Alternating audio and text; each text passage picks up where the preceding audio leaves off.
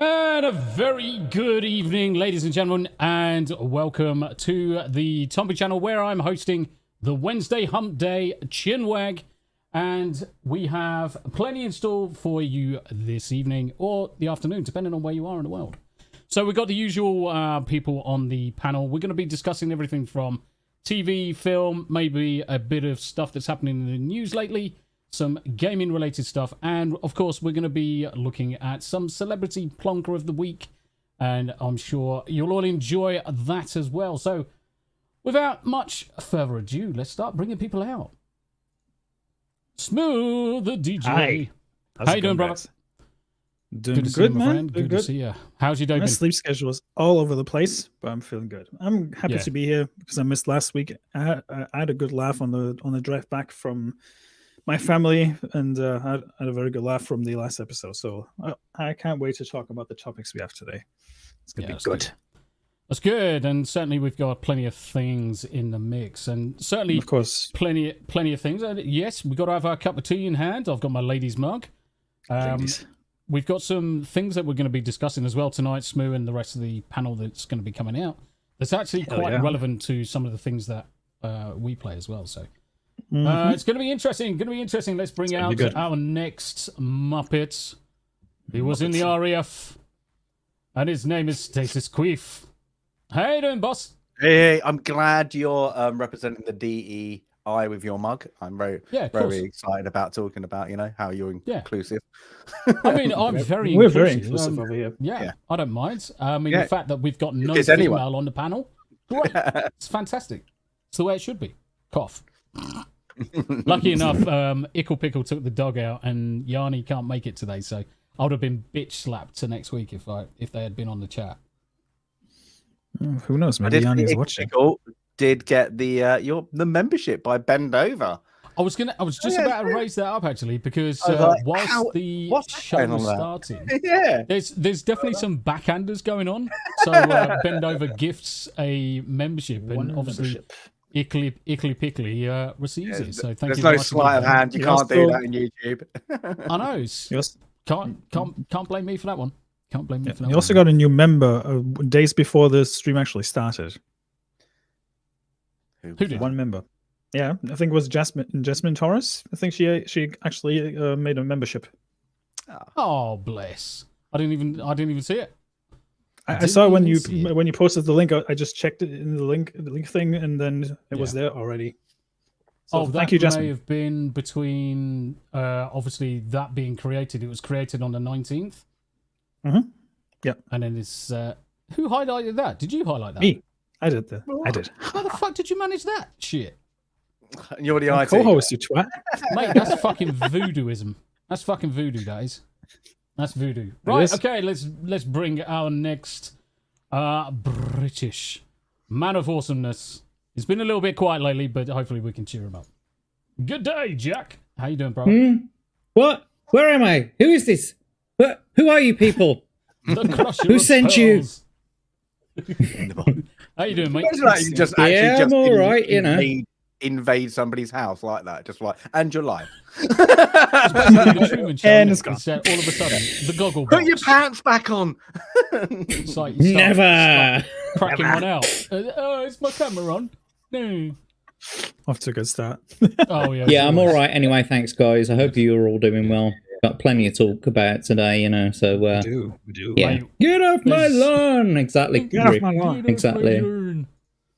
Ah, yes. So much diversity in one panel. Amazing. Yes, diversity in coffee. Well, I am a black woman. Yeah, didn't you? Uncle Martin, he is a black chick. Can't you tell? His skin is so dark, he is a shadow. If you actually just go by hair and hat status, we are very diverse. We are. Lack of hair.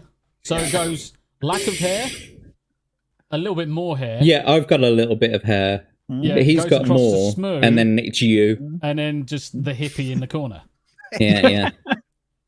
I'll give you some clippings. I'll send it to you. Give me some thanks. No thanks. That's some Van Gogh stalker level shit. That is. Yeah, you know full well it'll be piabs. It'll be freaking ginger piabs. It'll be a fucking ear next. Yeah, the typical authentic Asian hair you always seem to get in a curry. That would be what it is. because you know. Damn. Start eating your chicken curry. It's like, oh, Indian pubes. Yeah. yes, I'm young guy. Yum yum. Right, to my next fellow favorite German from another mother. He's Hanayama. How you doing, brother? And living as always, as always. Yeah. And speaking of the quote unquote diverse cast, I mean, we got pure English people, we got English German people, and now we got the German Asian. At least we have actually got some roots into a potential samurai on chat. And we didn't have to lie about it. Yeah, no, we didn't have to make him up, and he's not gay. Well, imagine that. Yeah. We'll get to that in a moment. Yeah, we'll be. So what you're saying is you could be a samurai and you could be gay. Reverse. No, I think what's important to remember here is that they've offered to reskin him as George Floyd, and the beauty of it is they're saying that George Floyd is trans. Let them crack on. Let them crack on with it. Let them crack on with it. Let them crack on. I'll say do it. Providing we are talking about the same thing. Yeah. Assassin's Creed. Assassin's George Creed. Floyd edition. Yeah. No. You read my mind there. You need to say it slowly so it's even more gay. It's ass in Creed. Oh. As in Creed. Yeah. You bought the wrong game. Damn it! This is not the Assassin's Creed I signed up for. Yeah, it's when you get home and you bought that's the one you're getting. Yeah. Oh dear, shocking behaviour. It may not be the game we want. It may not be the game we need, but it's the game we've got. Yep. It may not be the one you paid for, but you're gonna get it. Yeah. If you paid for that shit, that's on you. We're samurais now, cuz. Yeah, maybe in the backyard with a watermelon. Yeah. What? We was shoguns and shit. Shoguns and shit. Bring out the Kool-Aid. Yeah, anyway, should we bring out the panel's first timer? It's his first time on the chat. He's been threatening to come on for some time, but there's always an excuse. It's Abe. How you doing, brother? Yay! How do? Finally. It's Abe. How you doing, buddy? Oh, not too bad. I thought I'd introduce some real diversity by bringing someone that's actually green. Oh, yeah. Interesting. That'll do. So we you're won't the ask Hulk. you to put your camera Are on. you ill, Prove it. Abe? I've been having throat and mouth issues for months. Yeah, it's been months now, Interesting. hasn't So you're actually green. He's been Yeah, choking, pretty and that's why he's green. Wow, that's impressive. it? It's all the things he gargles on a daily basis. I wouldn't go that far. Hold on, 2 seconds. Carry on talking amongst yourselves. I just need to do so. Oh no, you already know he's gonna fucking engineer some bullshit again. You already know. Well, he's gonna be full of some shenanigans. He's going to be Well, yeah, memeing. he's gonna be memeing. Oh, I'm not going to be doing nothing. I mean, we got some true diversity as well because we got 2 white coffee mugs and we actually have 2 black mugs. So we actually have some true diversity right here. What? So the power of color unites us. Yes, there you go. Well, it's green.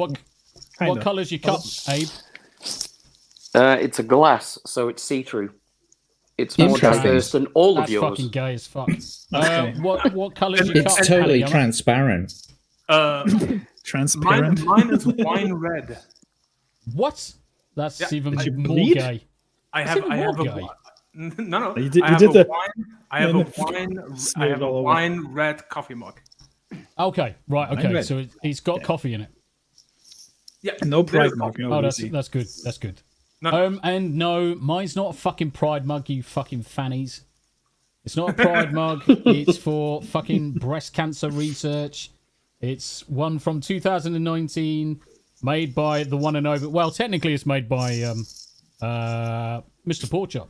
Wasn't made by Heels Versi Big. His pride having a fucking stroke. His pride thong is something completely different. Yeah. Hey, we're only 4 days away from Pride Month, or 3 days away from Pride Month, guys. Do you know that smell of toast? Yeah, that's me right now. That's a good thing. I have privileges, eh? Dark Hours in the chat as well. You know how I know you're gay? You have wine red mugs. That's precisely why I said it as well. That's precisely why I said it. Now, Uncle Martin's now stepping that up. That's more gay than mine, which is pink. So, if you have a true diversity, chat. True diversity. If you have a pink mug, Uncle Martin, you have no leg to stand on. Yep. You have no leg to stand on with a pink Deal breakers mug. in chat as Deal well. breaker. Deal breaker, how you doing, brother? It's Pride Year nowadays. Deal breaker, if you wanted to jump on, you've got the link, you've got access. So if you wanted to jump on at any time, no, you don't have to. No pressure, mate. It's only if you wanted to. You're more than free to. Shamash is in chat as well, so we've got plenty of people in chat. We've already got 22 people come to abusers. Awesome. So I think it's probably about that's a bit of a stretch, isn't it? Mate, I'm going to definitely be abusing someone later. Yep. I'm definitely going to be abusing someone later. Right. I'm getting feedback from somewhere. I believe that's Abe's background, aka the cat. Okay, that's fine. The puss. You mean the puss? Let me just see. Stop playing with your pussy. Fucking Not that kind of stream. Here's a good mug. Yeah, look. MS says, my mug says you don't age, you level up. Well, see? I want interesting. That mug now. I want that mug. Why can't I have that mug? I want that one. I want that one. I want that one. Heel versus Babyface only likes boobers on men, though. True. True. Hey, now. And interestingly, I did hear that clip come up today on blurbs. Someone actually suggested it on my blurbs, so I've enabled that on What, the crying game? Pretty much. Dennis. You reckon you'll Dennis, get struck for that? Yeah, probably. It wouldn't surprise me. In about 5 minutes, demonetized. But I'm sure there's other things I can get myself demonetized for. Don't you worry. The night is still young. Dennis is in the chat. How you doing, Dennis? Welcome to the podcast, Dennis. We do this now. This is actually going to be every week. So whilst it said every 2 weeks previously, episode number 5, we're going to start hitting this every week. We're going to start stepping it up in terms of how quick we are to some of the content. Because sometimes after 2 weeks, some of the stuff that we wanted to discuss. I'm just going to mute you for a second, Abe, because I'm getting... It sounds like you're either masturbating furiously into a pot of fucking chess pieces, or you're playing fucking tiddlywinks with your pussy. It does sound like a bag full of tiddlywinks, doesn't it? It fucking does. I was trying to place what it was. It's a bag of tiddlywinks. Yeah. Yep. It's a bag of plastic tokens. So, Abe, you just need to unmute yourself when you want to speak, mate. Right, okay. Stop thinking about daily dysfunction all the time, Abe. Jeez. I know you love it, but seriously, stop it. Oh, in fact, I'm almost certain I could probably talk for Abe at some point. MS, if it starts to smoke, please stop. So stop rubbing your pussy if it starts to smoke, Abe. Rub it till it bleeds. Yep. Fucking hell. Wow. Ickly pickly, even in all, here but not. Thank you for my gift. Bend over. So it sounds like the wife and the kids have come back from taking the dog. So we're going to crack on, and we're going to start with our stuff. Incidentally, rub it till it bleeds is a PJ Harvey song. It is. Really? Yeah. Mm-hmm. Why does this not surprise me? No, it shouldn't. It shouldn't shock you. It's less that why does that not surprise me? It's why do you know this? Because I like PJ Harvey. Who was he fucking banging? Who's child come out a bit? What's her name? Good one.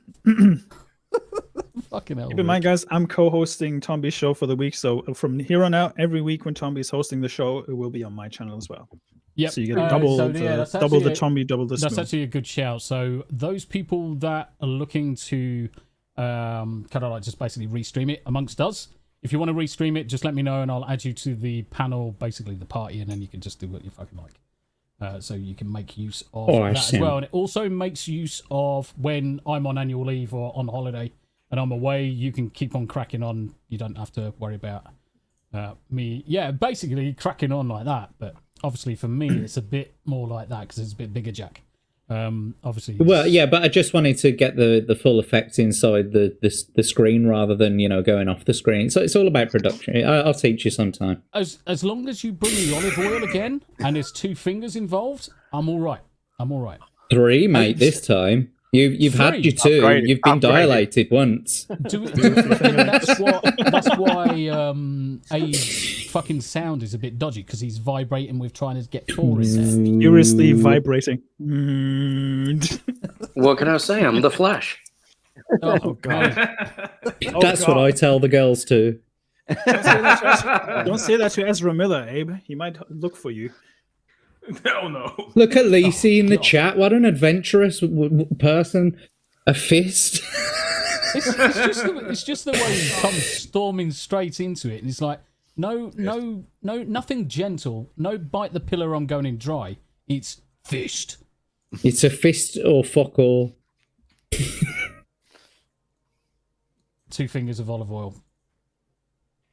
Yeah, Yeah, exactly. And Uncle Martin, for your information, the Spocker is not a good idea on a first date. It's probably not also a good idea that Abe tries it on himself, mate, because he's only got the 1 hole. You got to figure it out somehow. I don't know where the other 2 fingers are going to go, mate. He's going to turn himself into a fucking bowling ball if he's not the careful. Spocker, got it, yeah. Spocker. Mate. Live long and prosper. I mean, at least it's going to make shitting easier. No. 2 in the pink and 2 in the stink. Well, Brilliant. if it's Abe and he's I mean, doing if you use your himself, thumb it's as well, just it's like massive. you Now can that use is a 3 in man one of and 2 in the culture. other, couldn't you? Yeah. Not even 20 minutes. What are we talking about? Let's get on with the fucking stuff. It's your fault. You started cracking one off on stream and talking about olive oil and stuff. You're the one who was talking about fingering, mate, with olive oil. Let's That get was on you with it. last Come on. week. Speaking of Yeah. fingering, let's start with the first item of today, shall we? Why are you looking at me? What? I'm looking at my screen, you twat. My screen's First over there. Okay, so it wasn't too long ago that we were actually speaking about the Stellar Blade Petition, and obviously the power that obviously some of the gamers had started coming to do. So Grums was leading the charge with a lot of this and making sure that the voices were heard for the guys playing the game, all about the censorship and trying to get the game uncensored. So most people have probably seen it, played the game for most of us. But as you can imagine, some of the outfits were left little to be desired. Yep. Now, obviously, that some of that was censored, and the powers that be all wanted it to be uncensored. Sony weren't backing down, but I think things happened in the background where Shift Up on its first patch has actually gone to try and appease some of the guys that have raised the petition. Now, the thing to bear in mind, and a lot of, certainly my perspective, a lot of people are misunderstanding. This is not, so what Shift Up have done is not a kind of like end the petition. You have won. Going back on what they've done or any form of uncensoring. The censor still is in place. The game is still unavailable in lots of different areas. It is not uncensored. What Shift Up have done is created additional outfits very similar to the ones that were originally censored and released those as part of patch 1.0.0 or 1003. And holy shit, Ian, and so forth. You absolute mad bastard. With good to see you, mate. 10 gifted memberships. Holy shit. It's really Congrats good to see you. Got one. Yeah. So, guys, if you got a gifted membership, please say thank you very much indeed to Ian. It's incredibly generous. Ian, hopefully everything's okay with you. Obviously, we can talk off stream, but I hope everything's all well as it could be, mate. So, it's good to see you, my friend. Good to see you, and incredibly generous. So, Stellar Blade is now at patch 1.0.3 or whatever. Let's share this one. Stellar Blade update. Yeah, 1003 adds new boss challenge, new outfits, and more. So Stellar Blade developer Shift Up has released the new patch, new boss challenges, new outfits for the character Eve, and more. So Stellar Blade. That's some weird revision numbering. Yeah, and isn't that some weird revision numbering? I'm glad you're as anally retentive as me for thinking, what happened to number 1 or number 2? Yeah, also, I'm pretty sure that they fucked up, and I'm pretty sure the patch number is 1.03 and not 003. Yeah. I'm pretty confident that's the actual number. Yeah. But I mean, I understand it's probably a minor release. It's a minor patch, but you know what I mean? But it still, there's some weird numbering convention. But if you have a look at the numbering convention on the disc, it is 1.000. Interesting. And 1.001 was the on the day release. The day one patch. Yeah, sorry about that. I'm just I noticed things like that. I've been I've been in software development for a while, so correct. The numbering is not wrong. Now the thing is that it's not uncommon for game studios or devs to find things to fix that do not break the game and think, do you know what, we may as well just roll this up into a certain point and just say, right, the game's been out for X amount of weeks now. Let's drop something, keep everybody entertained. Once 60% of the players have all completed the game, is then to roll out a patch that introduces new stuff for people to do, keeps people interested, and hopefully brings people in. But I think part of me wonders whether this has actually been released earlier than expected, whether they wanted to get to 5, 10, whatever the number may be, simply because of the outburst from the gaming community, as well as the petition themselves, and because they were getting such freaking hate. I mean, you look at Sony's position on Helldivers 2 and Stellar Blade, they're not smelling of roses anytime soon. Their stock price has taken a fucking hit. Big time. So, deservedly so. Potty mouth time. So their stock price has taken absolute hammering, which they definitely deserve to do. They deserve to lose a lot more of their stock price. The dirty, underhanded tactics of banning Helldivers 2, for instance, in the 177 odd countries, they still haven't lifted.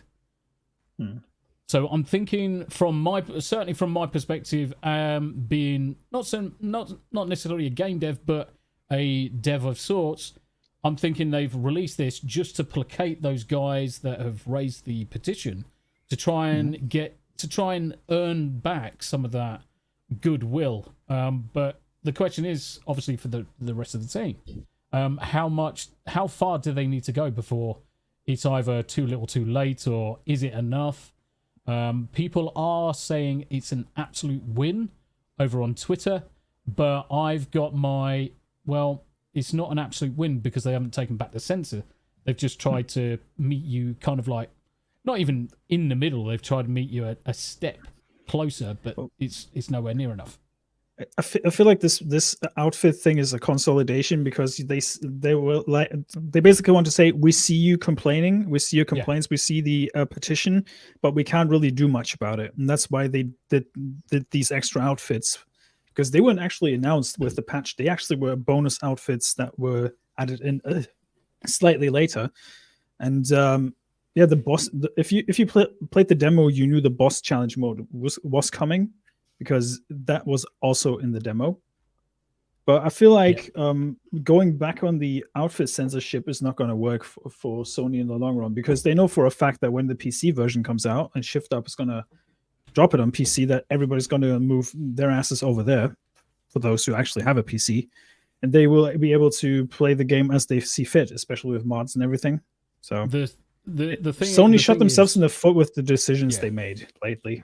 Let's just put it that way. The thing is, the mods are going to be the interesting thing, because you know full well all of the modifications, anything that's potential of being censored, is just going to be walked back by day one mod.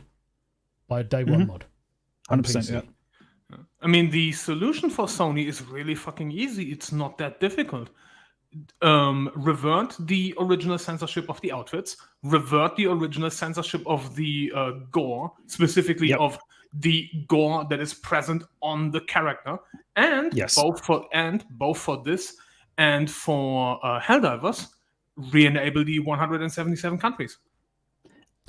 I'll tell you what. I think they will even go harder on the gore for the PC version. They would double the gore. Yeah, but that's PC. PC is not the issue.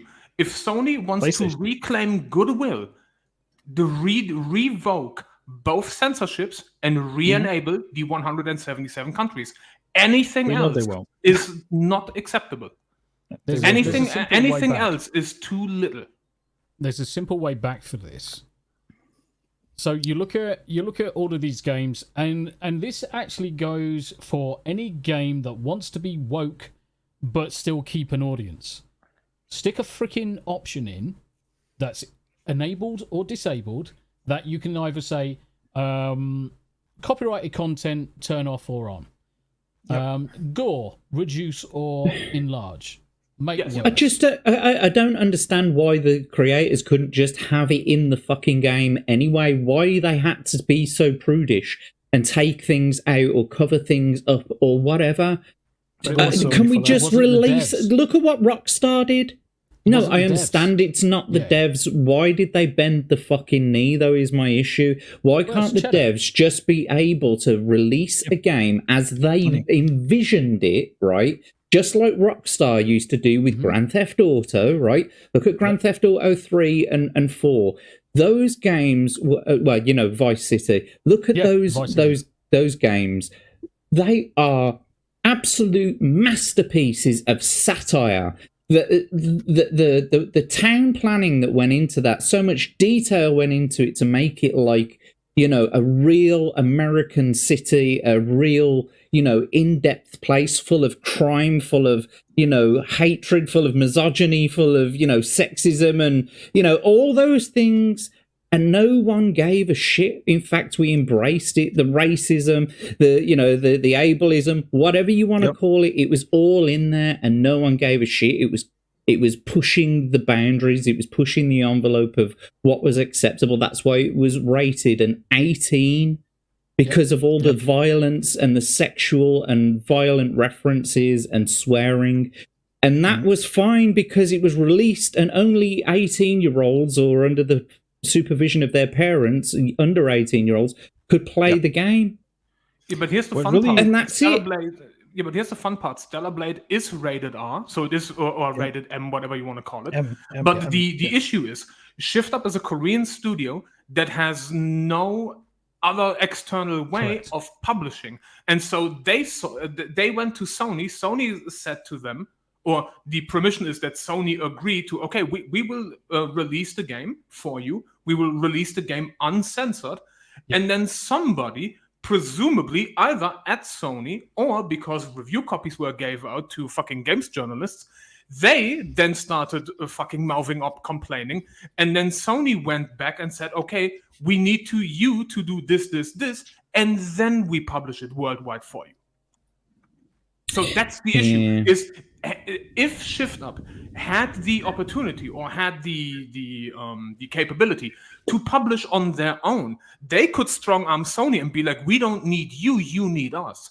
But they didn't. So in this situation, Sony had the strong arm to being like, no, you need us if you want to publish worldwide and not just in Asia.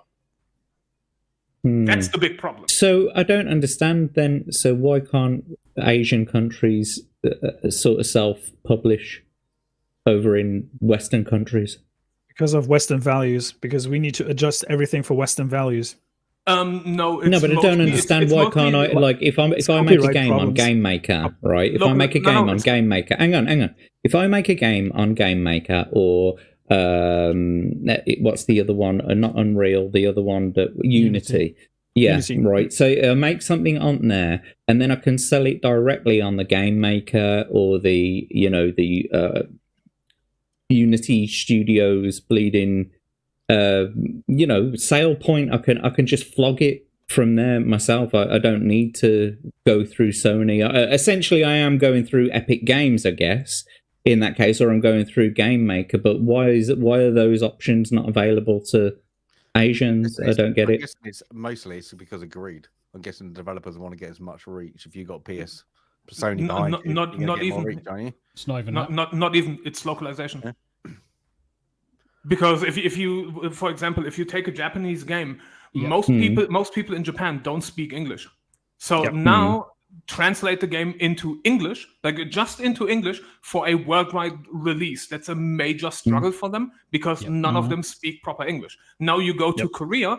Now again, you want to localize, you want to translate your game into like fucking German, English, whatever. They don't have the capability to translate. Sony does because they are a worldwide publisher. They're a worldwide studio. They can. And this is again leverage. And Sony and like any publisher in that respect will absolutely abuse the fuck out of the capability to, we can do this for you, so we publish for you, so you come to us. Yeah, Davina raises pretty much. Yeah, that's a very good point. Good point. Different options, but game developers rely on the distribution rights of publishers' platforms like PSN, Steam, GOG, and so on. Epic. Yeah. Yeah, exactly. Localization is just saying, like with the local language barriers and stuff like that. Wouldn't in a few years AI fix that? It fixes it now. There's already good engines specifically for accurate AI translations. And I mean, I've got to be honest with you, ChatGPT does a pretty good job at translating things and actually coming out with localized sort of phrases. Like I know certain Spanish phrases. I speak a bit of Spanish, and so I speak Spanish to ChatGPT, and it corrects me and it says, if you were in like the south of Spain, for example, if you were in Andalusia, they wouldn't say it that way. They'd say it this way. But if you were in like the north of Spain, this is the colloquialism. Yep. So it's really quite good, even, doing localized, within one country. This harks back with the AI translation things, also harking back to anime and manga, because a lot of anime series have been localized very unfaithful to the source material. They add like misogyny and all that stuff in there, or make characters trans that are actually not trans. And sometimes the creators find out after the fact, and they're pretty pissed about it. So that's why a lot of people, or Crunchyroll is going to do the same thing. I mean, they're owned by Sony as well, but they want to try and make sure that the translations will be more accurate, because they got a lot of backlash that some series have been altered because of Western values. I mean, it's funny because see that with the age rating being bumped up and all that stuff, for Western markets. For anime, it's even more funny because Sony Japan threatened Crunchyroll that if they don't get their translators in line, they're all going to get fired and replaced by AI anyway. Yeah. Well, one of the things that I think these people, so otherwise it doesn't work. Well, I mean, that's going to be inevitable anyway, isn't it? Well, yeah, it's inevitable. I didn't quite catch that, Abe. Sorry, what did you say? I just said it's going to be inevitable anyway. Like, translators are already being replaced. Yep. Well, I was just going to say a piece of software that I thought might be usable in that sort of sense was, do you remember about 6 months ago someone released a video of Hitler, and it was translated into English, and it was using his voice and inflections. The AI had actually recreated what he would have sounded like if he had been speaking English, just based on the way that he was speaking German. So the pitch, the sort of inflections, and it made it up. It made up the speech from the actual, the words that he was saying, obviously. So what I'm saying is, like, you've got a Japanese person, talking in their character's voice, a Japanese actor talking in their character's voice. Now you've got a piece of software that can directly take the actor's voice and turn it into an English speaker. They did that with Kiryu from Yakuza. They actually took the Japanese voice and ran it through AI to make it speak English. I mean, it sounded jarring at first, but it sounded way more convincing than what young fucking Ye did. Well, it's more than that as well, because the technology exists now in which they can use deep fakes to make people's faces seem as though they're actually speaking that language. Yeah. Yeah, there's been quite a number of videos created over the last couple of months where they've done very good deepfakes with localized translations. I mean, I've put in chat there, Llama 3 is actually really good for foreign translations. It gets 99% correct. That's 99 is good enough. Rate, actually. How many times have we read something in English and not fucking understood it? 99% is more than good enough as a translation. I think Shamash. Yeah, I was just going to say Shamash has got a really good point there. Not even sure it's Western values changing content for ESG suggests that ESG reflects the sentiment of Western society, which I personally do not think it does. Nope. It's activist nonsense. Yeah, unfortunately. It's Californian values. Yeah. Activists and women banks that have bled out. Yeah, those that shout the loudest are often heard. That's the problem. Is you've got these arseholes in government, arseholes in charge, and they are screaming louder than the rest of us, and they're getting away with it. They're basically bashing our heads against the wall with woke nonsense and ESG, DEI, bridge. What else is going to fucking come next? The majority of us are fucking sick with it. I'm going to come.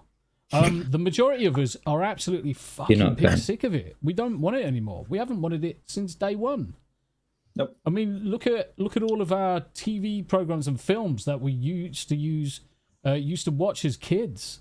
Every single one of the male role models that I had as a child, all the way up until well into my 20s, they're all either turned gay, they're either deadbeat dads now, they've been replaced with females. I'm just fucking sick of it. I don't know though. You know, He-Man and like Thundercats. He-Man was 100% gay from the start. Oh my god, they're gonna that's what I'm saying. It's like it's totally homoerotic. Sorry, they're now. It's like that family. It's like that Family Guy sketch where Stewie's like, you know, you give your kids ridiculously homoerotic toys, and you wonder what happened to your kid. Sorry, did you? Amazon announced, didn't they, with MGM, they're making Masters of the Universe live action. Again. Yeah, good luck with that. I'll be back. I'll be back. Dear me. I mean, it's not like the Dolph Lundgren one really went down well, was it? It's cult classic now, isn't it? Yeah, it's cheesy as hell, but I love it. Yeah, it's cheesy as hell. They ran out of money, like a couple of months into the actual film production. I was going to say a week into it. Yeah, it's a week. Yep. A week into it, and it's like, not even a week. Money. So fucking, how'd you make a film from that? But they did. Well, let's film it in a high school. Yeah, let's film it in a high school, and let's play a keyboard that magically opens up a rift in the universe. Starring Tom Paris from Star Trek Voyager. Yeah, he is, isn't it? Yeah, he is. Tom, yeah.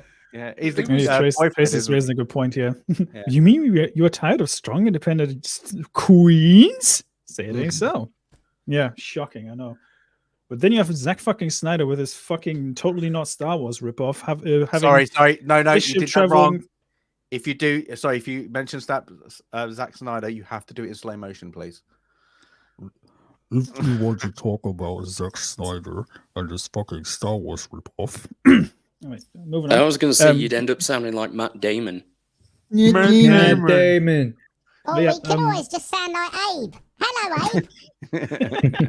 Yeah, that's my regular voice. I'm deepening it right now. Ah, right, got just for show. That's why he's deeping on it. He's deeping on it. I couldn't figure out why you were deep throating on it. So for anybody that doesn't know the inside joke, anybody that joins in with the regular streams on me and Smooth's channel, Abe comes in and does voiceovers for advertisements every now and again. So yeah, I'm a pro. Yep, he is a prostitute. The point I was trying to make was you have like these freaking Star Wars ripoff movies by Zack Snyder where the spaceships literally travel through space vaginas. Yeah, like you can't make this shit up. Like seriously, you can't make it up. And everybody's lost me at space vagina. Exclusive. Yeah, I've probably seen that movie called Space Vaginas. No, that's I would watch that movie. If a movie came out and it was called Space Vaginas, I'm watching it. Sorry. Well, I mean, when you think about it, I mean, the Earth is floating through space, right? So all the women on the Earth have vaginas in space, don't they? So aren't they all space vaginas? There you go, spaceman. Space. I don't know, man. I'll take whatever I can get. Do not Google fucking space vaginas. Don't do it. You did this to yourself. You did this to destroyed. Send Bob's on space vagine. Yeah, that's your own goddamn fault. I'm gonna get some vaginal hygiene articles. Everybody do it. Now. Do it. Space boobs. Vaginas. Oh my god! What would be space Viagra then? Vaginas in space. Oh god! No, you can Google that one on your own, mate. Yeah, Google that one on your own. But yeah, I think that was Uncle Martin's suggestion, by the way. The vaginas in space. Vaginas in space. You got to do it proper, like old like 30s movies. Vaginas in space. Asmandia says they stay tuned for the next adventures of vaginas in space. Speaking of vagina, Asmandius is raising a good point here. They deny women to be women. That is the biggest tragic and lie of the feminist movement. Yeah, it's sad but true. They want to be so pro-female that they actually deny females. Vaginas. Vagina. Vagina. That was a pretty good Donald Trump. That was. Vagina. I will say Smoo does do a good vajayjay by Donald Trump. He does. Vagina. Vagina. These are the greatest vaginas in all of space. They're the greatest. They're the best. We got the best space vaginas, okay? Right, anyway. Anyway, now, when Abe did it, he sounded slightly camp. But there you go. I did, yeah. Anyway. So does Donald Trump. To each their own, I guess. To each their own. Speaking of new outfits, coming back to the... fuck, are we still on this? I think so. We'll wrap it up in a second. We'll wrap it up. So, basically, there's hardly any difference between the two. Let's face it. There is next to no difference between the two. The update also quietly adds 2 new outfits that have been the subject of controversy over the past few weeks. These are effectively the more revealing versions of bunny and cybernetic bondage suits that some claimed were censored in the release of the game. Shift Up CEO Kim Hae-tong T, however, recently said the changes in the outfits were intentional and a design choice rather than a censorship one. Bullshit. And by the way, I'm so sorry for Mr. Hyung-tae that you just butchered his name like that. Hyung-tae Tai Chi. I don't. It's fucking there. That's why I brought you on the fucking channel for you, dickhead. Anyway, and then you just read it. If I want it fucking translated to English, I'm gonna fucking do it. If I want it in Japanese, Chinese, Germanese, or whatever, I'll get you to do it. So that's fine. That's what it's not something wrong. Germany. Can we actually have it in Germanese, please? I want to know what this language is. Something wrong. I know. We too low. Holy fuck. Bang ding ow. We got 8 for that. Dear. Getting AI spooked. Yeah, well. I probably should. Years later, I still can't believe that was a real news item. You'd be surprised, mate. You'd be surprised. So, yeah, it's really easy to trick news agencies that want to get a story out as quickly as possible. Yeah, of course. Yep. You can bait people really quickly into it. And one of the people in chat actually said earlier, I think it might have been Martin, said that Grum's released his response to some of the stuff a little bit faster than he should do without actually thinking it through.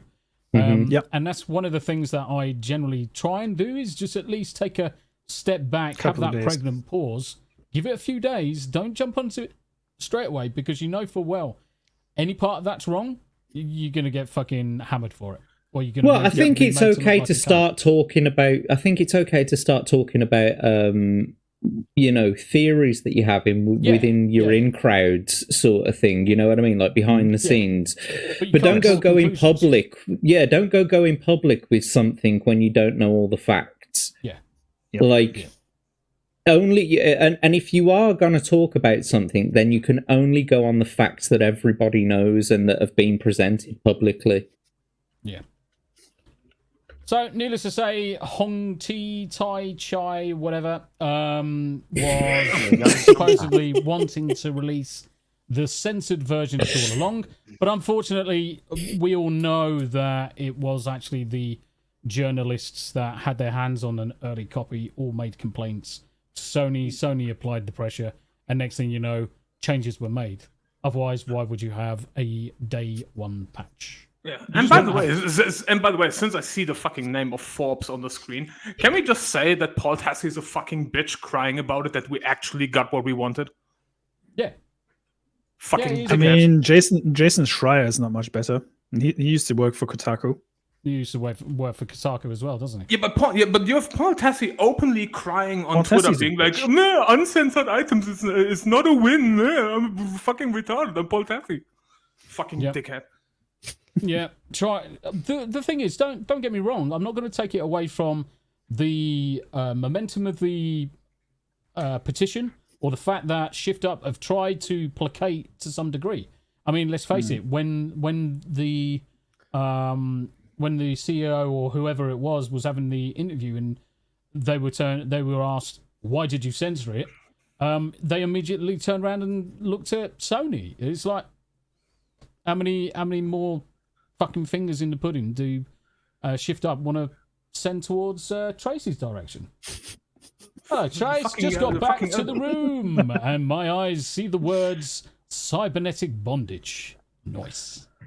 Oh, nice. There's been a few more words in there, like gay dick touch, and a few other things. Gay dick touch. MS is correct. We need more devs like Grums, 100%. I mean, I know Grums from his Blizzard days. And World of Warcraft, because he was there right at the start.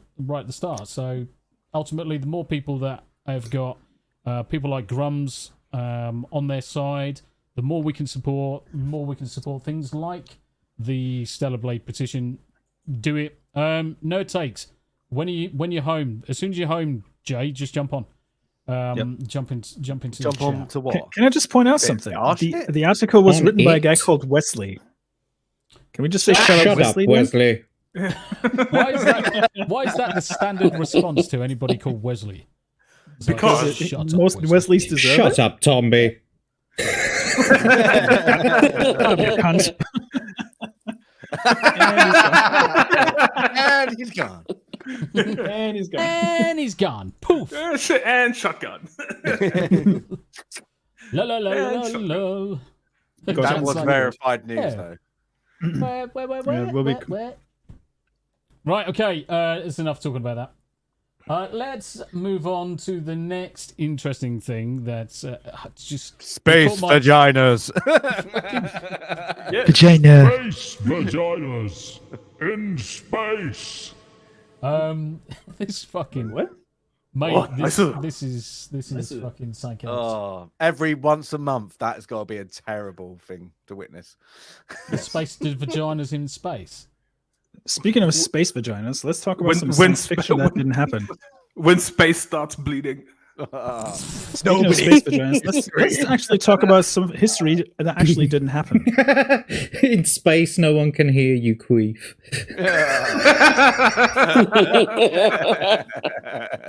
I'm not saying nothing to that. I'm not saying nothing to that. Well, Wesley Snipes is an exception. Wesley Snipes is the only exception for the Shut Up Wesley one, but he's one of the very few exceptions on that one. It's shut up and pay your taxes for him. That's an excellent point as well. That's an excellent point down here as well. You get a price for bleeding once a month now, so yeah. Yeah, that's a participation trophy if ever I saw one. You can thank CD Projekt Red for that one. I'm just saying. They were not the first. CD Projekt Red, yeah, it was, wasn't it? Their fucking diversity fucking award. Yep. And the Ickle Pickle delivers the nice cup of chai. Lovely. Thank you. Let's move on to some history that actually didn't happen. What history? What you think is coming up, Smig? I'm reckoning it's Mr. Yasuke. Oh yeah.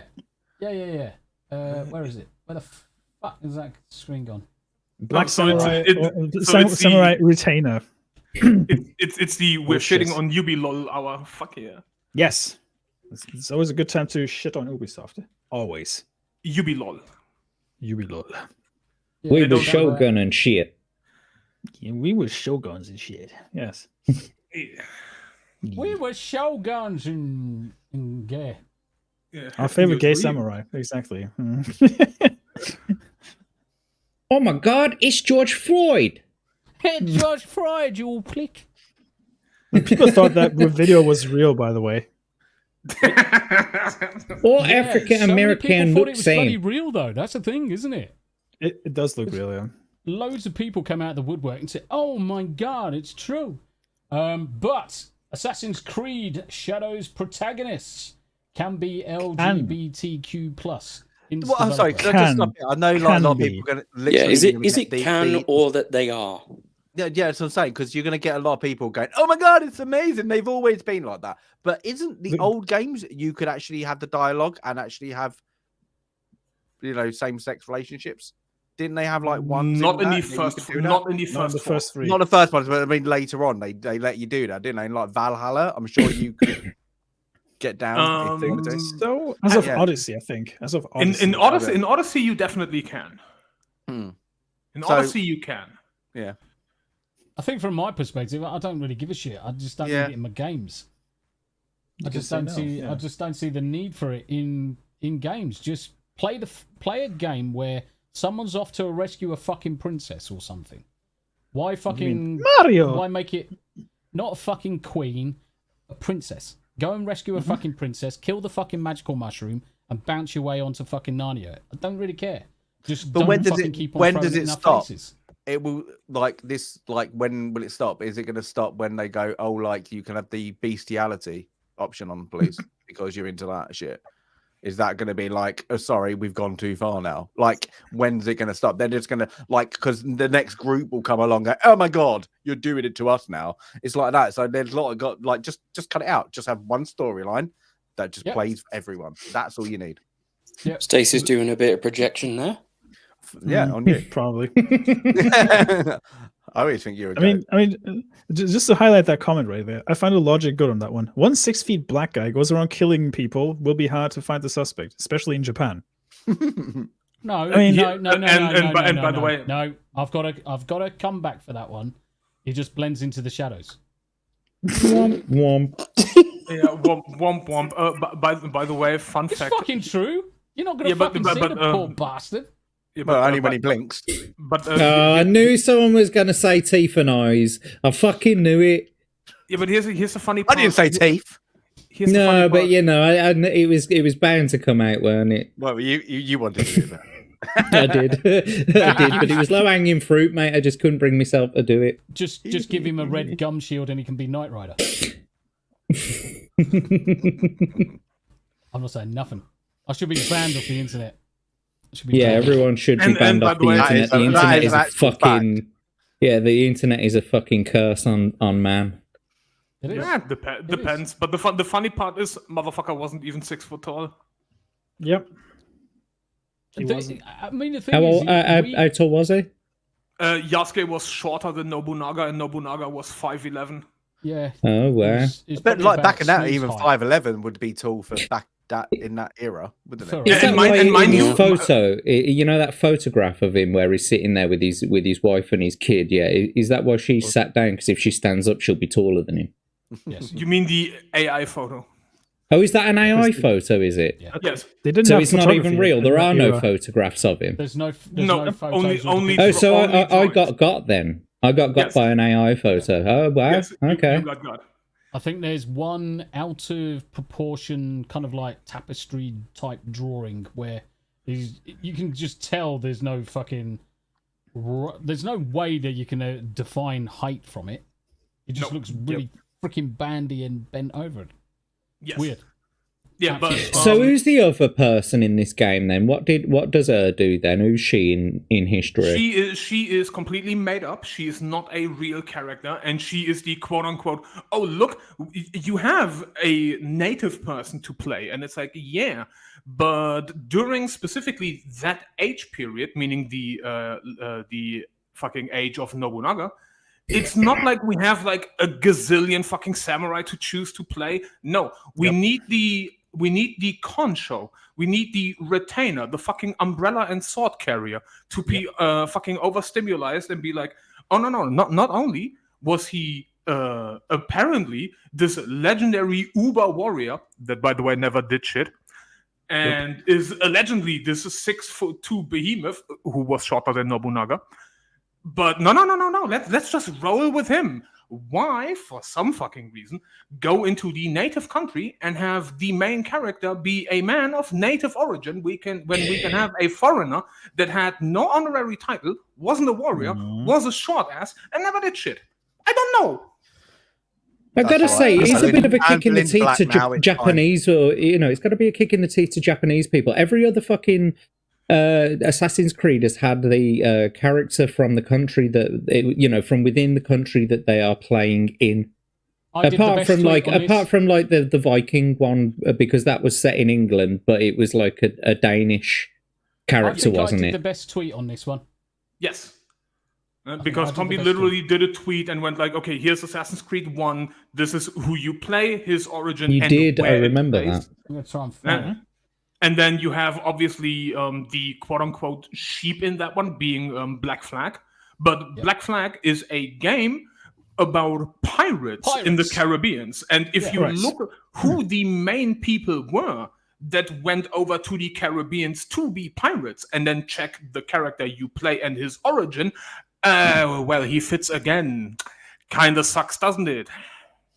Yep. And by the way, no one had a problem with playing an Arab when it was in the Holy Lands. Do you know what I mean? Yep. And the funny thing is, even on the Nobunaga thing, Nobunaga was 5'11", but he was 5'11" in armor. It is not recorded whether or not, because the samurai armor had, not all of them, but some of them had, because back in the period you didn't really have a sole on your shoe, but some of the high-class samurai armors had. So Nobunaga might actually only have been 5'10", meaning Yasuke was even shorter. Because again, Yasuke was shorter than Nobunaga. But why let history get in the way? Asmanius is raising an excellent point here. They had the chance to choose a real famous ninja of that period, or you can also play samurai if you wanted to, of that period. They did not do it.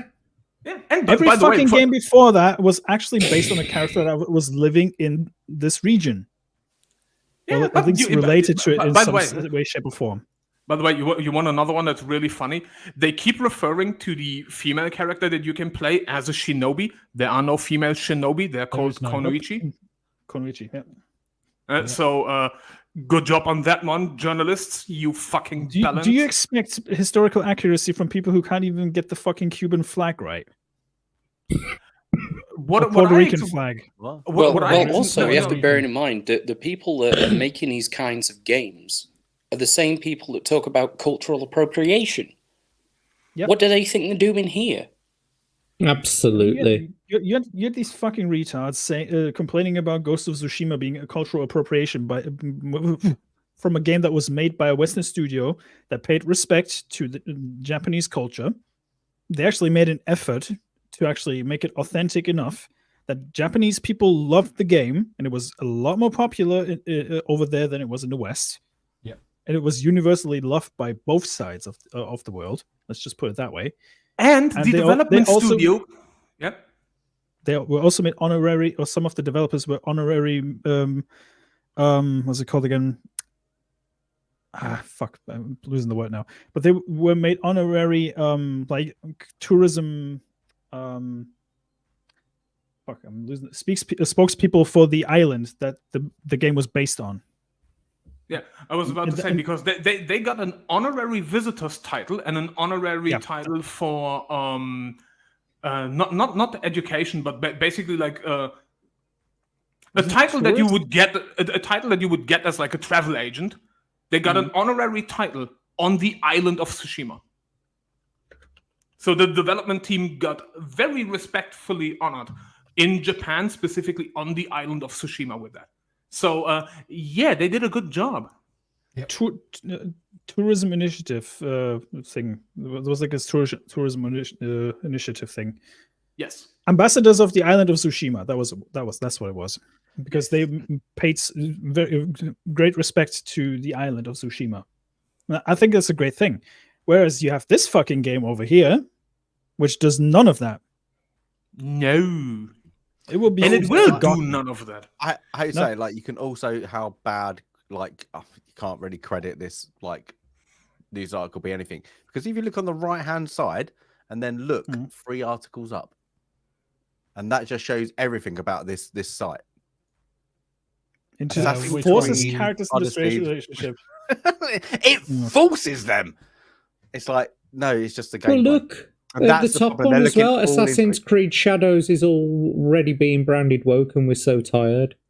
Like, well, stop wokeifying everything. Isn't it? It's the other way around. That, oh my god, everybody's calling us out now, and we're so bored and called out. Well, sorry. Talking about cultural appropriation, do you remember when, like back a few years ago now? Do you remember a few years ago when, like a Japanese company, what was their name? Nintendo, right? They did this game about an Italian plumber, and it was like this Italian plumber, and he like ran around and he like saved like a white princess, a white American princess. Yeah, mad that. Yeah, he did mess up a lot of mushrooms, though.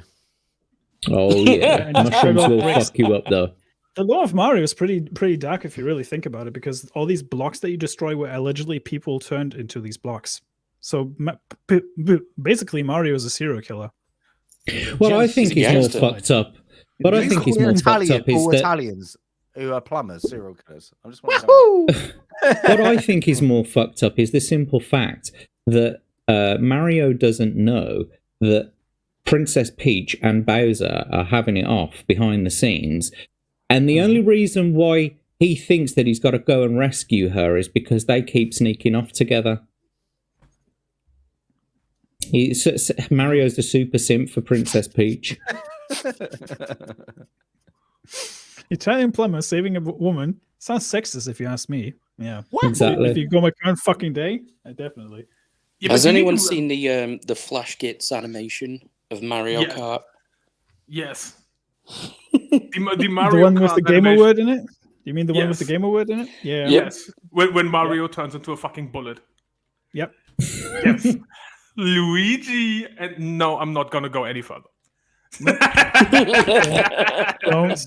There's If gamer words you in that know, video. if you know, you know. If you don't, you are innocent and should be protected. Yes. Is it the word? Is it the same word as? Is it the same word as saying hello in Korean? No. Oh no! Is it saying hello in Korean, or what's the other word that sounds the same? It's more like the Mandarin word for Ah, okay. Who did the animation? It's Flash Gits. It's Flash Gits, and the video is called "Racist Mario." You don't want to watch that on stream. Yeah, I can see it. I can see it. Don't watch it on stream. Don't watch it on stream. Don't. Is that a challenge? No. It's your channel, not mine. I doubt this is monetized anyway. Yeah, but I don't want to get my channel in trouble for using a gamer word. If you just want to see the specific part, skip till Mario turns into the giant bullet, and then listen to what he says to Luigi, right before he turns into the giant bullet. You might want to listen to that off stream though. Just mute you. Just mute it. I'm just having a laugh at the subtitles. The animations are ridiculous. The animation is spot on. I will say the animation's spot on. Yeah, Meat Canyon's great as well. This window over here. Right. Okay. Let's carry on. Back. Right. Okay. So the trailer. Blah, blah, blah, blah, blah, blah. So immediately set upon the conservative trolls over its main characters. I historically considered Japan's first samurai, which is bollocks. We all know that's fucking. Why shit. conservative trolls though? It was a lot of other people who pointed that shit out too. I'm just saying, it wasn't just conservatives. It was gamers in general, and people who were fucking fed up with their revisionist bullshit. Yep.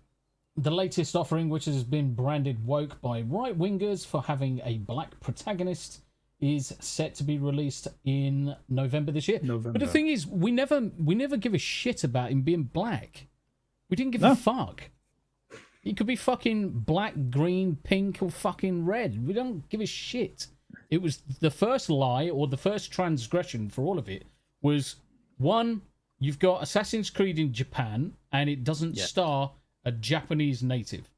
Not someone who fucking ended up in Japan because of Portugal and whatever trade routes and God knows, and was paraded around like a fucking toy, or even a pet, or maybe not even a dog.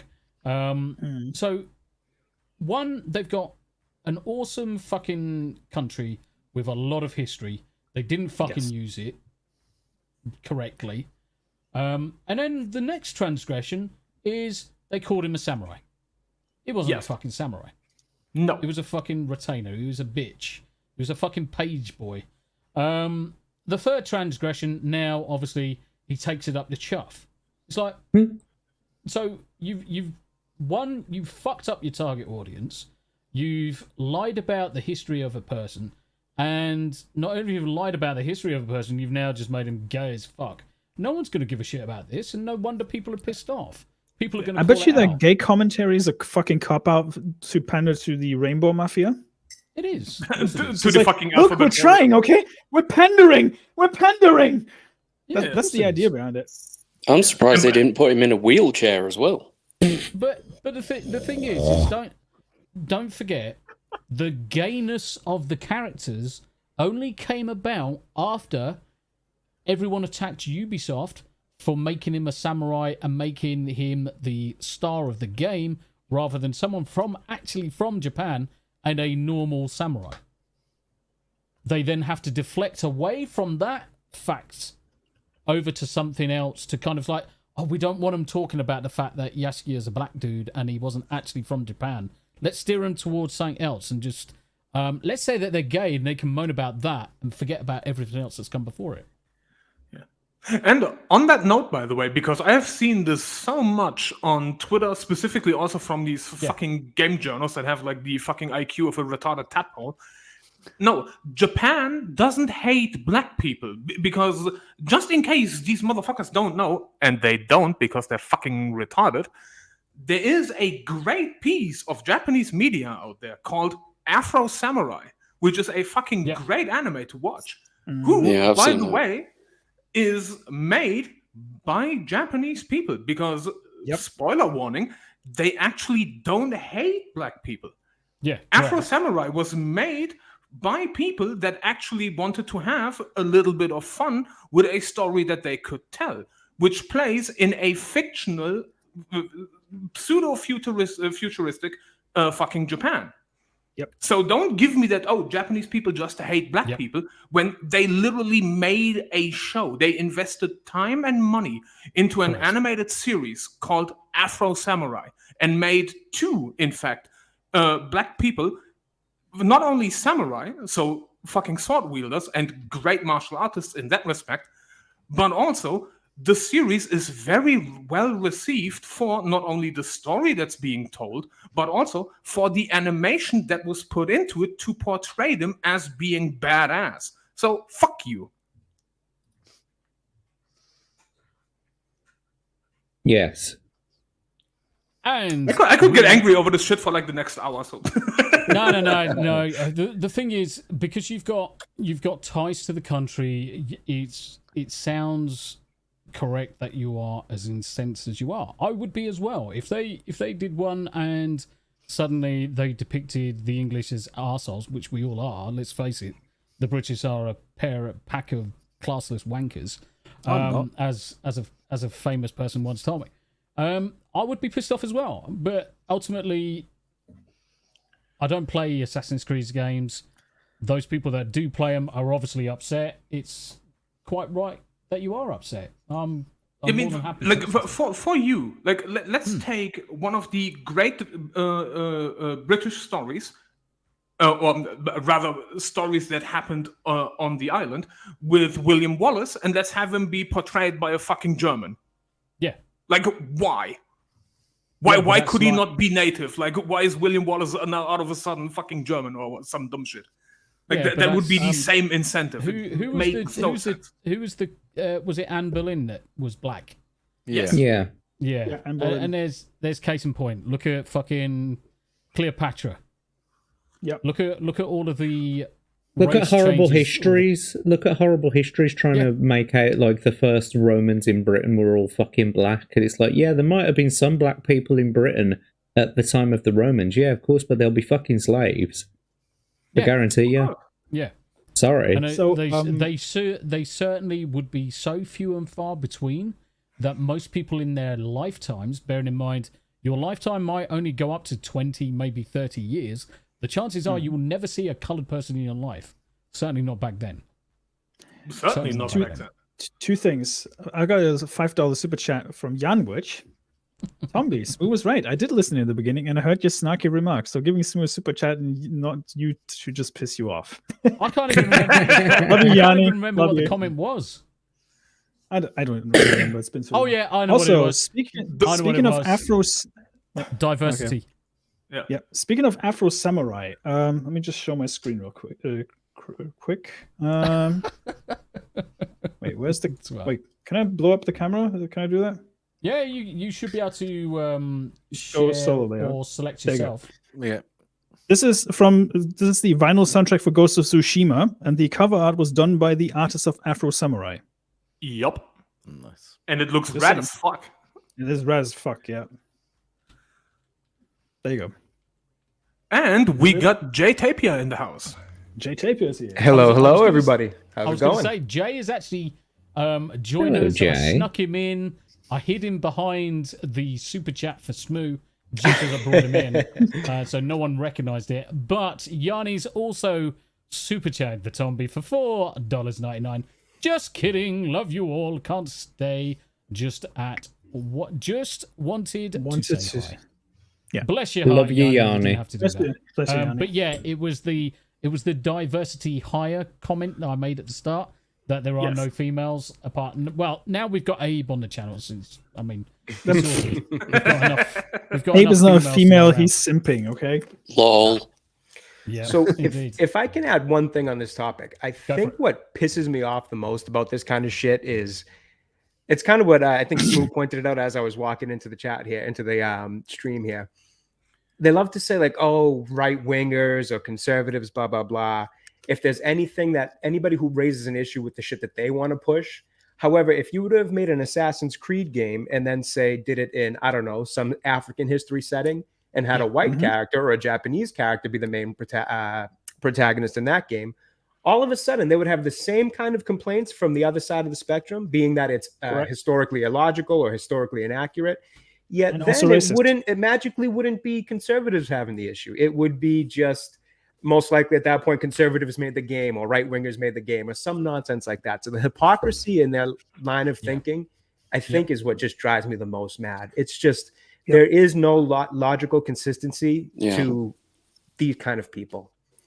Well, I'm looking forward to Ryan Gosling being the next Black Panther. Right? Yes. Exactly. Yes. They do something like that. It's up in arms, and all of a sudden it's a big thing to worry about. But when it's the opposite, and we're actually pointing out something that's historically inaccurate, it's a nothing burger. No one has to worry about it. It's just right wingers going crazy.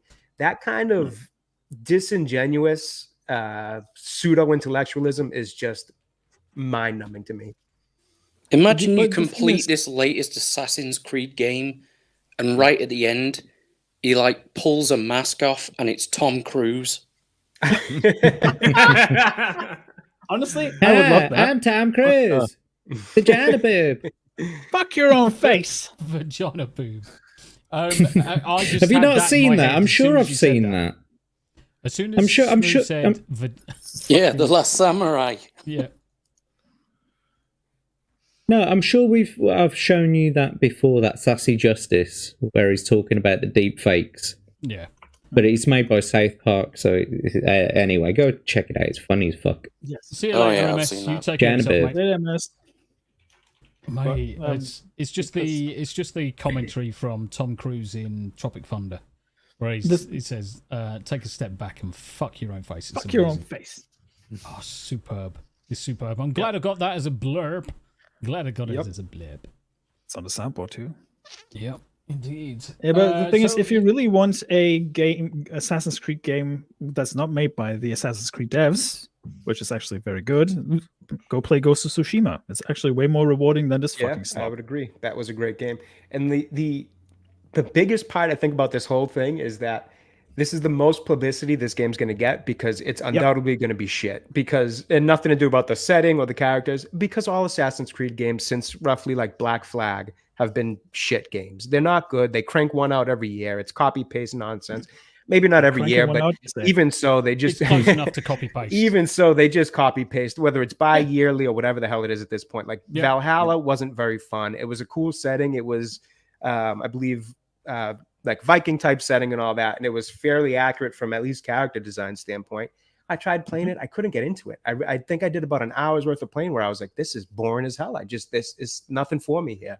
So to be honest, but you played as a Scandinavian though, didn't you? Right, and that's what I'm saying. At least that one was accurate. But even when it's accurate, it still sucked because the game's just Scandinavian experience. It's not a good series anymore. From the first up, I would say up to about Black Flag was it for me. I might have missed one or two good ones in there just because I kind of tapped out. So I'll leave some room to be wrong and say that maybe there's a good one in there. But generally speaking, this is a dead in the water type of franchise. No one likes. Yeah, I gotta be honest with you, man. I tapped out like way before that. I was like halfway through Assassin's Creed. And I kind of tapped out then because I was just like, this is the same fucking thing over and over and over again. It's getting all the checkpoints, getting all the fucking viewpoints, getting all the citizens, and then then fucking kill the target. And it was just it was the same thing. Getting 100%, it meant I did like the fact that they added those like little bits, like when you go back, like when you come out of the Animus, and then you have to do like some special things, like go and sneak up behind the doctor and take his like key, so you can use it in the computer later. I like those little additions, but for the majority of the game, it was just the same fucking thing over and over and over again, just in different locations. I like the way that it was. I liked the way that it was put together. I liked the creativity that went into it. I liked the accuracy that went into presenting the people of the time and the dress and what you would have seen and what you would have heard. Perhaps a lot of work went into it, but gameplay wise, it just wasn't very engaging. Yeah, no, I think that's very fair. And what's funny about that, Jack, is those specific parts that you're talking about where you would kind of be out of the Animus and doing things in the current setting of those games, the character who's going back in time. That actually, and I forgot about this until I started watching Dealbreaker replay Black Flag, that actually started to take a downward kind of trend in that game where those parts then became very boring, where it was just like you're just walking around an office and going to talk to the boss of the company, and it kind of got a little bit away. I think the character in maybe Assassin's Creed 3 was named Desmond or something, where his parts were actually still pretty fun when you'd be out of there. It'd be, traversing certain puzzles and areas. But then once you got to Black Flag, which was the last game I enjoyed, even that side of it got kind of neutered a bit, where it just wasn't as fun anymore. You're walking around an office building, going from floor to floor, talking nonsense. I mean, so the game's just, to me, that series has been in a decline for a very long time. So this is their moment before release, where it's got all this talk, all this buzz, and it's going to be just like Skull and Bones, another Ubisoft game where it's chalked up to be this whole big thing based off what Ubisoft is saying, and then it comes out and it's a pile of crap. Yeah. So I spent a bit of time. Sorry, Smooth, I'm just jumping in there. I spent a bit of time to try and pull together as many of the games and try and get a location, race, and everything. So, Assassin's Creed 2007, in the Holy Land, race was Syrian. Yeah, makes sense. Creed 2, primarily is in Italy, so he's Italian. Brotherhood, Italy, and it was Italian. Revelations, Constantinople, Italian again. Assassin's Creed 3, Colonial American, and the American frontier. So we've got both Native American and British. Number 4 was Black Flag, Caribbean, and obviously the protagonist Welsh. Assassin's Creed Rogue, Appalachian areas, Irish American, Unity with French, Syndicate with English, Origins with Egypt, Odyssey with Greek and Greece, Valhalla, England, Norway, and Norse, Mirage, Baghdad, Shadows, Japan, Mozambique. Jeez, I didn't even realize they made this many. Yeah, and which one sticks out amongst all the rest of the list? You know, I mean, the last one. You list China in that one. And by the way, there is Assassin's Creed China, and the main guy is Chinese. Shocker! Who would have seen that one coming? You know, isn't there a female protagonist in that one too? In the China one. Yeah, but I'm pretty sure there was a female.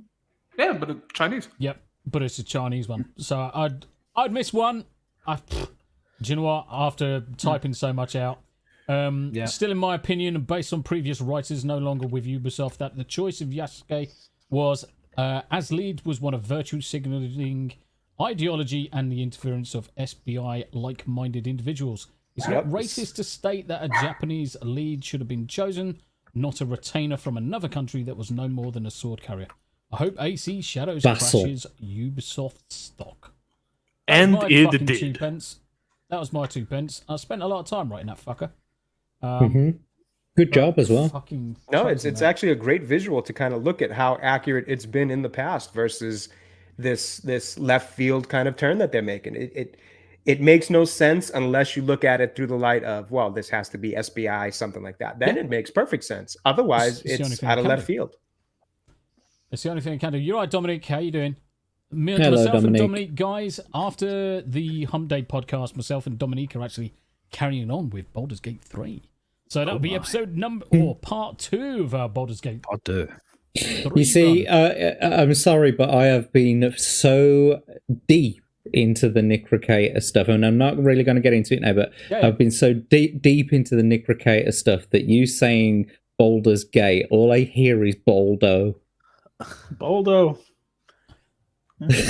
Baldo's Gate. Baldo. Oh my god, where's Baldo? Oh, can't have the old freaking reverb on. That sounds really shit. Now I sound even more like Abe. Fuck. I'll turn that off. Let's turn that off. Hello, Abe. You're still here. Yes, he is.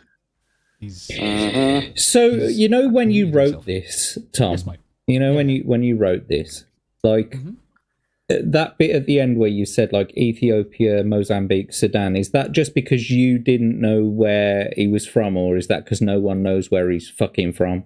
That's because no one knows where he's from. It's right. Nobody knows for 100%, but we know he's from Africa. But we also know that he most definitely was a samurai, yeah, and we know that he was a big old warrior, yeah, and he was like he was 5 foot fucking 500 fucking foot, you know, built like a brick shit house, yeah. Mozambique or Ethiopia or Sudan, one of them African countries. At the same time, yeah, one in his teeth as well. He was known as the Mighty Chopper. Get to the chopper. The mighty chopper. Actually, as they called him. Abe's just said the most accurate thing. Abe, can you just repeat that? Godzilla was based on him. Exactly. Atomic breath. It's Godzilla. No, it's Yasuke. Yasuke. Gojira, no. Gojira, no, it's Yasuke. It's Yasuke. They need to release the fucking Godzilla Minus One in the West already. Fuck's sake, like on Blu-ray. I need that fucking movie. You want it on Blu-ray, do you? I was going to say I can give you access to it. I know. Gotsuki. What the fuck? Andrew. Gotsuki. Oh, what if I told you that Gotsuki already exists? No, probably does. Yeah, it wouldn't fucking surprise me at this point. Does not surprise me. Welcome to the weird. No. I mean, legitimately, welcome to the weird world of Japanese folklore and yokai. And Gotsuki already exists. I mean, they turned Odin into a woman. Don't forget. They did. Yeah, they did.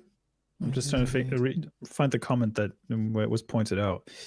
Oh yeah, there, Galadon. I'm sick of this fucking Assassin's Creed. That was in Valhalla. That was in Valhalla.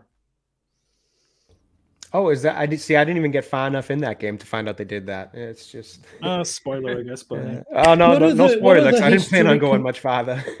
What other history can we rewrite here? What about this? Amelia Earhart, right? She flew across. She disappeared. Yeah, flying across the ocean. She actually. No, but hang on, right? Hang on. She disappeared. Yeah, right. But it wasn't her fault. It was a bloke who fueled the plane, and he didn't put enough in, so that's why she died. Because it was his fault. That's why she disappeared over the ocean.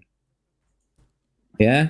I think you just wrote the next Netflix biopic on Amelia Earhart right there, Jack. Awesome. I think that's awesome. it. I can give you a much better explanation. She was flying her plane. She went mid-transition, tried to trans to a bloke, realized that it was the best thing ever, tried to blame the bloke and had an argument with herself and himself, and then fucking ended up crashing, and then, subsequently died, and it was all the man's fault. That is clearly the most plausible explanation. It is. It is. She tried to glue a Amelia Earhart, halfway through the flight, she just got pissed off with him and went, right, you drive. Sorry, what happened? Her and a bunch of other non-historical characters got put onto an alien planet, got put into stasis, and then Catherine Janeway of Discovery then found her. I remember this episode. Starring Jennifer Lopez. I even have a better one. And anybody that is listening who gets this joke, and I'm pretty sure Smoo will get this joke, we're gonna have a laugh with this one. But isn't it kind of sad when the fucking Fate series is historically more accurate than Ubisoft? Yeah. Mm-hmm. It is fucking sad. You're right, Keely Chow. How you doing? Hey, Keely. And Sandy Q's in the chat as well. Hi, Sandy. Sandy. Hey, having fun. Sandy. How dare you?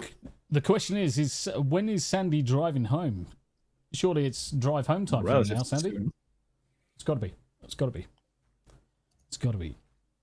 Fucking Rick, you twat.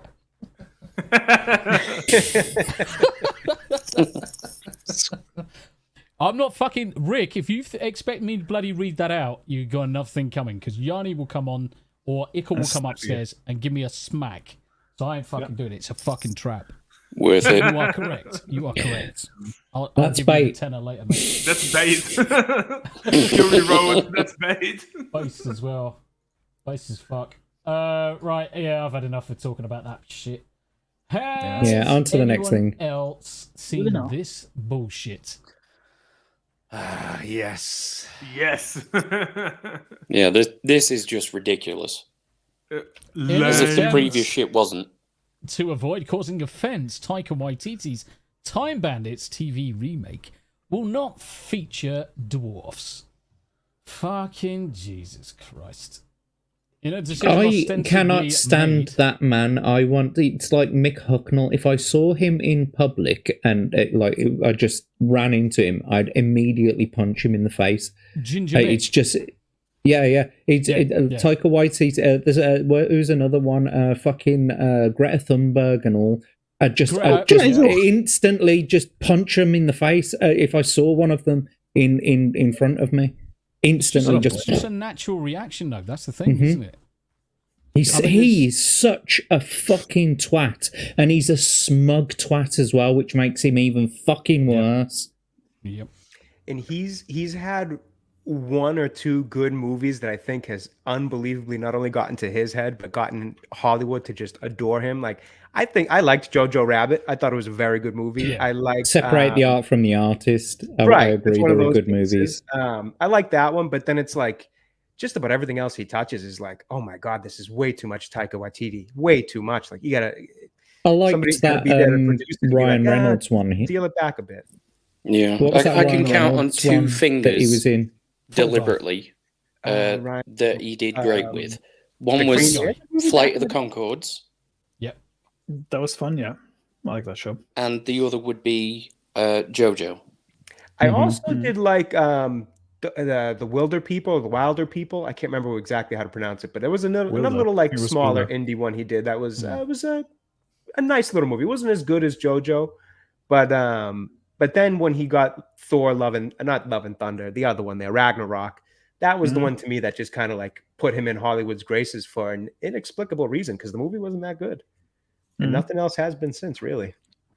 No, I must say this one I reported on like a year ago.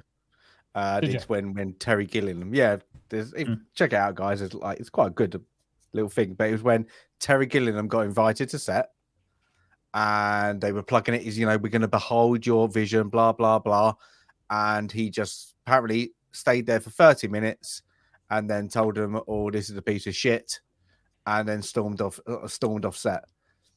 I would do. He just came out and said they're not being things. It's going to be this whole. It's literally woke. Apparently, geared up to like level 5. Like it's literally up there. It's going to be absolutely like dismal. It's going to be like they're going to make it central around two, like a girl and a boy. The girl's the lead, and it's just everybody they go to. There's no historical bits. It's literally modern day in time. If you know what they're going to do, then modern day in time. Can't see Real how quick, they can do it. Grizzle was asking the question if he's the guy who says, "I'll destroy your mythos in a heartbeat." Yes, he was. He is that asshole. Yes, he also made fun of the Marvel animation teams that did the CG effects for his fucking movie. Yeah. Yep. Now, I always think like Time Bandits is a weird one to remake anyway, because it didn't do that well.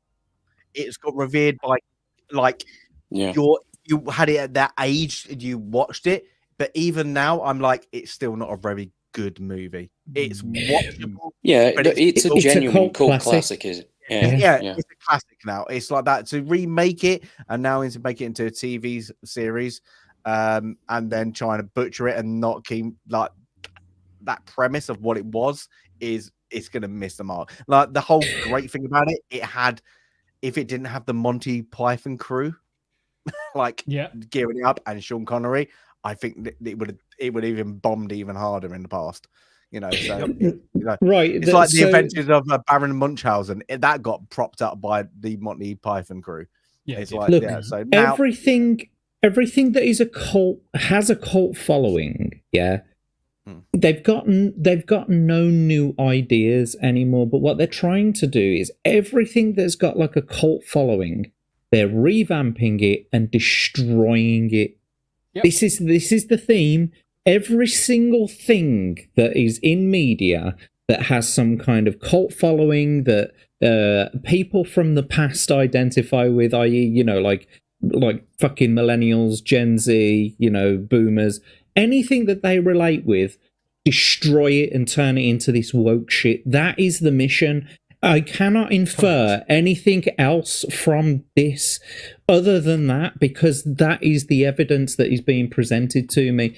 Every morsel of cult sort of favor, every morsel of nostalgia that we have, that we grew up with, things from our youth that we love, it's being ripped to fucking shreds, revamped, removed from us, or causing us to want to move away from it and to ruin our memories of it. That's the only thing I can come up with. Well, these people are so creatively bankrupt. They're trying to monetize the past. Right. Yep. And I think part of it is exactly as you just pointed out, Jack. They're taking these cult classics, and what they want to do is, because they are creatively bankrupt, like Abe said, they want to try to repackage them in a way that then becomes a mass appeal. So it's got more of a mass classic in that regard. But the problem is they have a criminally misinformed understanding of what the masses want, because the masses do not want classics turned into woke crap. They barely want the classics even touched, never mind bastardized into these types of things. No, but Jay, I think it's deeper than that. I don't think it is a case of corporatism. I don't think it's a case of trying to get it to a more like mainstream audience. I think it's a case of purposefully destroying any sort of link to like older people have to their past. That's what I believe. It's a coordinated effort. to smash any relationship we have with our past. Yeah, no, I mean, and that's a very fair take because it certainly plays out that way with what you see them do with these properties. So fair enough. And that's why I said earlier on in the stream is that you look at all of our role models we had as kids, and ignoring He-Man, everything has been destroyed. Every single solid male, and to a point, some of the female leads, the ones we grew up with, they have been destroyed or butchered beyond recognition.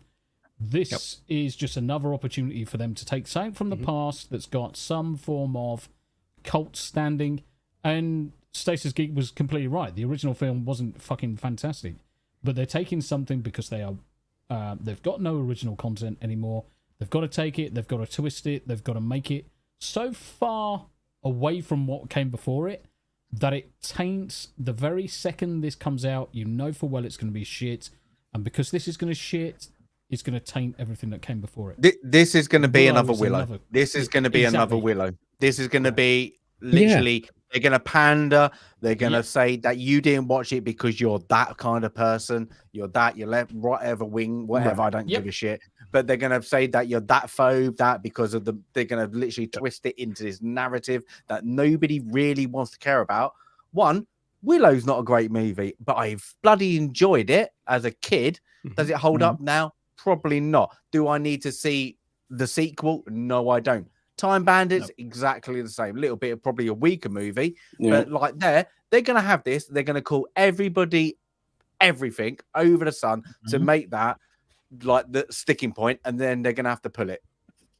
As Mandius in the chat there's saying something that I completely agree with. I totally see it that way. No, it's the one up above that. It's the one where he's saying it is to enforce the behavioural changes. They have to destroy our moral base. The black box. But I agree with that in the sense of yes, it is absolutely to be able to sort of push the new moral norm and to change the narrative.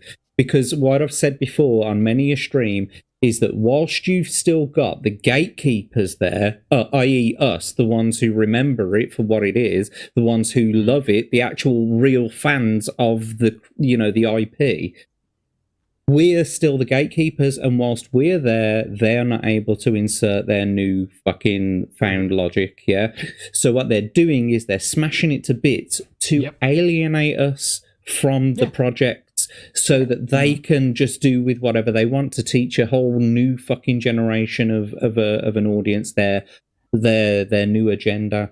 So yeah, I totally agree with you there, Osmandius. They could make a new Time Bandit series and just base it on Hollywood. stealing our time, you know. They actually could. And to on the topic of Willow, the only way to watch the Willow fucking Disney Plus series is to go onto Disparu's channel and watch his reviews and rip it apart. The only way to watch it. Yeah. Shout out to Disparu. Like, his reviews are so fucking funny because he just rips it apart. I don't know where he gets the mental fortitude from watching that shit. Yeah, honestly, I make it through those. People's reviews sometimes are better than the actual shows. Oh yeah, absolutely. Yeah, I can't tell you how many things I've watched through Mahler's reviews that I've enjoyed more of hearing those guys rip it apart than I did that watch the actual show.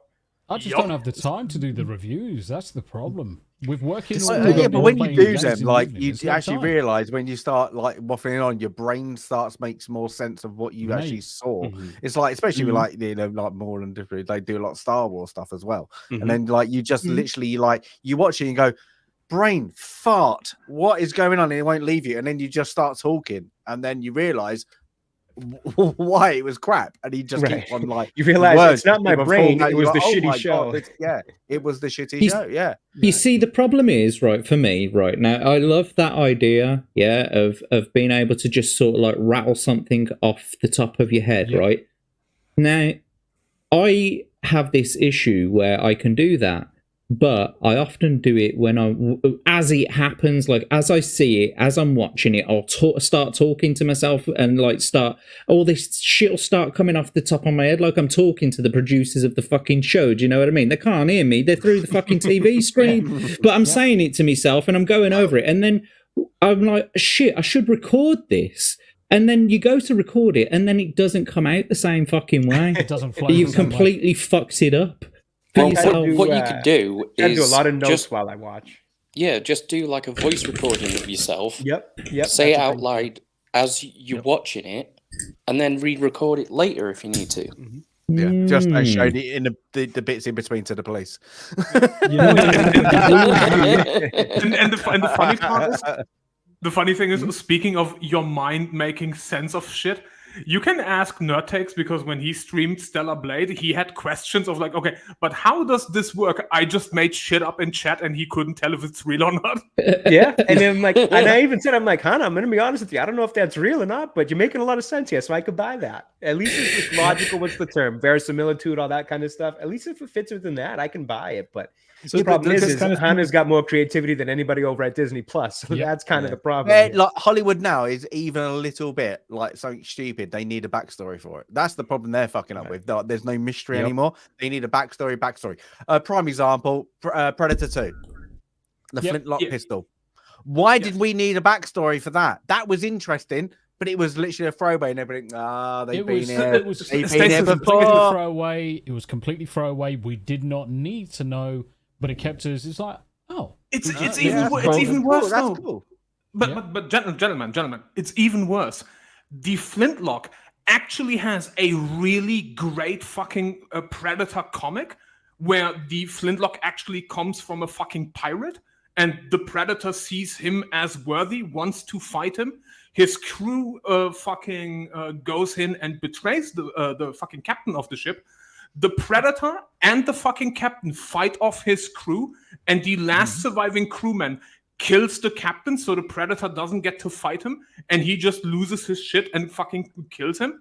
And the guy, because the fucking captain gives the Predator the gun. And we will never get this because thanks to Prey, they now fucking butchered the complete comic strip of what the gun actually means, and specifically ties that specific Predator that got the gun to Predator 2. And we will never get it because Hollywood is fucking retarded. But saying that, they literally had fucking Pirates of the Caribbean with a fucking Predator. In I can't remember the last one. That one that makes all the predators have mental health issues, and that's why they're taking the Predator. Is it Predators? The Predators. No, it's the Predator. Whatever. Literally now they've all got mental health issues, and that's why they're taking the stem fluid or something, wasn't it, to make sure? Fuck me! I want to run into a wall. What? Who actually wrote that and went? And it's the autistic kid because it's literally you just want to run against the wall. You're like, that was your writing premise. You got to that. Like you could have shat on a toilet paper better, and that would have been a better script than that. But then who's the idiot? I don't care about the writer because the writers give it a go. I'm going to put that on the page. Somebody's gone green light. They've green light. That's it. Green light. Like Taiki Waikiki, whatever you pronounce him, is somebody's gone green light because what? He's got the automatic green light at this point. Yeah, I've got a green light. And if there's one last thing I can actually add that's related to that Taika thing, that Taika story, is the whole idea of what that article is about and not wanting to use, represent them in whatever way they think would be offensive. That feels like fallout from the Peter Dinklage stuff with Snow White and the Seven Doors a few years back. So talk about a guy who not only climbed the ladder, then kicked it out from under him, but chopped the thing to bits, burnt it to ash, and then spread the ash afterwards that nobody can ever climb it again. I mean, holy crap. What an asshole he's thinking, like, even with that, like the dwarves are going to be CGI'd because of him. Right. Because they didn't want to offend, calling them dwarves, outside little people, midgets, whatever. They didn't want that offense, so now they're going to be CGI'd characters within that. Like, I know there was a lot of play with that, like, oh, look at this place. They're actually, because I know somebody that was on the film, they're actually her love interest. What we see, who everybody like, oh, these are the thing. They're not actually the dwarves. They're actually her love interests. What is even weirder when you get into that shit is that's a swinger party. Especially what. But next, the most interesting movie of the era, Furiosa. that nobody gave. Speaking of hitting the wall, by the way. Sorry, no. This is all everybody's fault and everybody's in chat's fault for not actually giving a shit about a B character in a movie that didn't have Mad Max, that was called Mad Max, the main character, and then everybody went, why do I want to watch this? Right. And then it's your fault. And that they had to package as a Mad Max saga, because don't forget, that's in the title. It's a Mad Max saga, so they had to package it that way just to build interest. So you know damn well that there's not a lot of interest in Furiosa herself. But then it's can I just point this out? Can I just point this out as well? Right? Yeah. They used the words. Wait. They used the words saga, which means there's going to be fucking more of it. Okay. Just think about that. They want to have more. They want to have more. But by the way, before we start deep in with the Furiosa, just one thing. For anybody that wants to search for the comic of the Predator, it's called Predator 1715. 1715, yeah. I actually would like to check that out. That sounds really interesting. Yeah, it's Predator 1715. It's the story of Raphael Adolini and the Predator. And it's a great fucking read and definitely worth your time. And now back to the regular schedule. Vaginas. like I said, again, vaginas in space is back after these brief messages. Speaking of hitting a wall, so let's go into the an interview with Nicholas Hoult, who was, of course, played the white pasty bald guy in the Mad Max first one, and he came out and they were like, egging him on, could you ever come back? He went, no, because I got blown up. And they were like, people don't see your body. And he went, well, in Hollywood maybe I can. And they went, but it's Tom Hardy coming back. And he went, just started smirking, and they went, what? Then they muted him whilst he told the interviewer, and then the interviewer just went, apparently a producer really pissed him off and he ain't coming back until that producer is gone. But the producer is signed up to do from this another two movies. So we ain't seen Tom Hardy anytime soon. Yeah. And good for him. He's obliged to do them, at least one or two more, I think it was. But he ain't coming back. He'll just drag it out. I'll just drag that shit out. He's refusing, and I don't blame him. I don't blame him. Out of curiosity, because it sounds like you guys might have seen that one. I did not see the Tom Hardy Mad Max Furiosa. Is it actually good? Because I had heard it was a little bit of maybe heavy on that version of Furiosa as well. I really hated it because it wasn't a premise. It was just Hollywood in the desert. That's the best way to do it. Let's have explosions. Let's have some funky music. Let's have people with masks and make it look a bit more it just edgy. And that was like Burning Man with some post-apocalyptic feel to it. It was. It wasn't a story that went to A to B. It just went around, and then Furiosa took the lead. And then you're like, I'm here for Mad Max. Right. And then they're both. There's no lead because they wanted to make Mad Max the lead. Tom Hardy got the pull. But then they didn't. They just mixed around with everybody else, and it was just a mess for me. It was. It was like I couldn't believe when this came out. This got announced. That it got announced because I was like, "Did that movie was that appealing?" No, it wasn't. And this is blatantly obvious that nobody gave a shit about the first one because look what happened to this. Well, it goes to show what their intentions were too. Was always to go Furiosa. So Tom Hardy was lead in the first one for quite a significant portion. But he was from the perspective of he was tied to the front of a fucking vehicle. That's the only fucking leading he did all the way fucking through. Yep. He was being led by a car. That's what happened. Exactly. Yeah. But it was right, Smooth, you're going to read through this then. Thanks. Yeah. If you're going to fucking move on. Right. Let's actually read this shit. Furiosa wins awful Memorial Day frame with 32 million.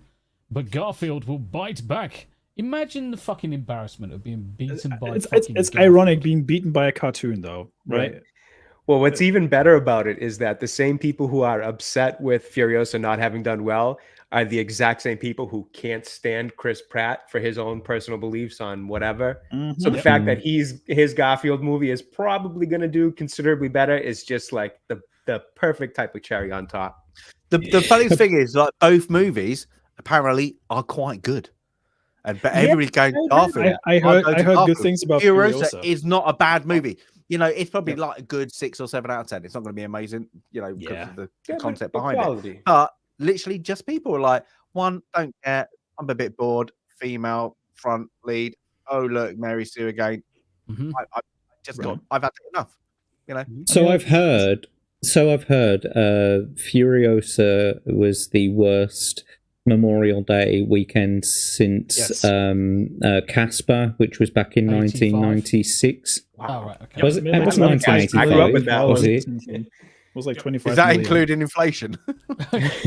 But I don't know how it works over there in America for Memorial Day weekend, but I got a feeling that people are like celebrating with their families and shit. Do you know what I mean? So like, to be honest with you, Jack, I've never understood why people look at it as a movie weekend, because it is a major like cookout outside type of weekend for us here. We don't do it. It's, you know, Christmas is one where you'll see a lot of people, or Thanksgiving, like the night of, you'll see them go to movies, things like that with the family when they're all together. It's family time. This one is it's a weekend of barbecues and things like that. You know, nobody's doing it's cookouts outside. You know, it's really not. It's especially because for a lot of us, especially at least on like the East Coast, and we're getting summer for the first kind of taste of summer. So it's a major outside with friends, family, that kind of stuff. Hell, that's what I did. I was outside at a cookout, family, all my friends, kids, all that stuff. It's not a big movie weekend, so I'm not sure why they look at it as like Memorial Day weekend grossing, because I wouldn't really expect anything to do that well this weekend.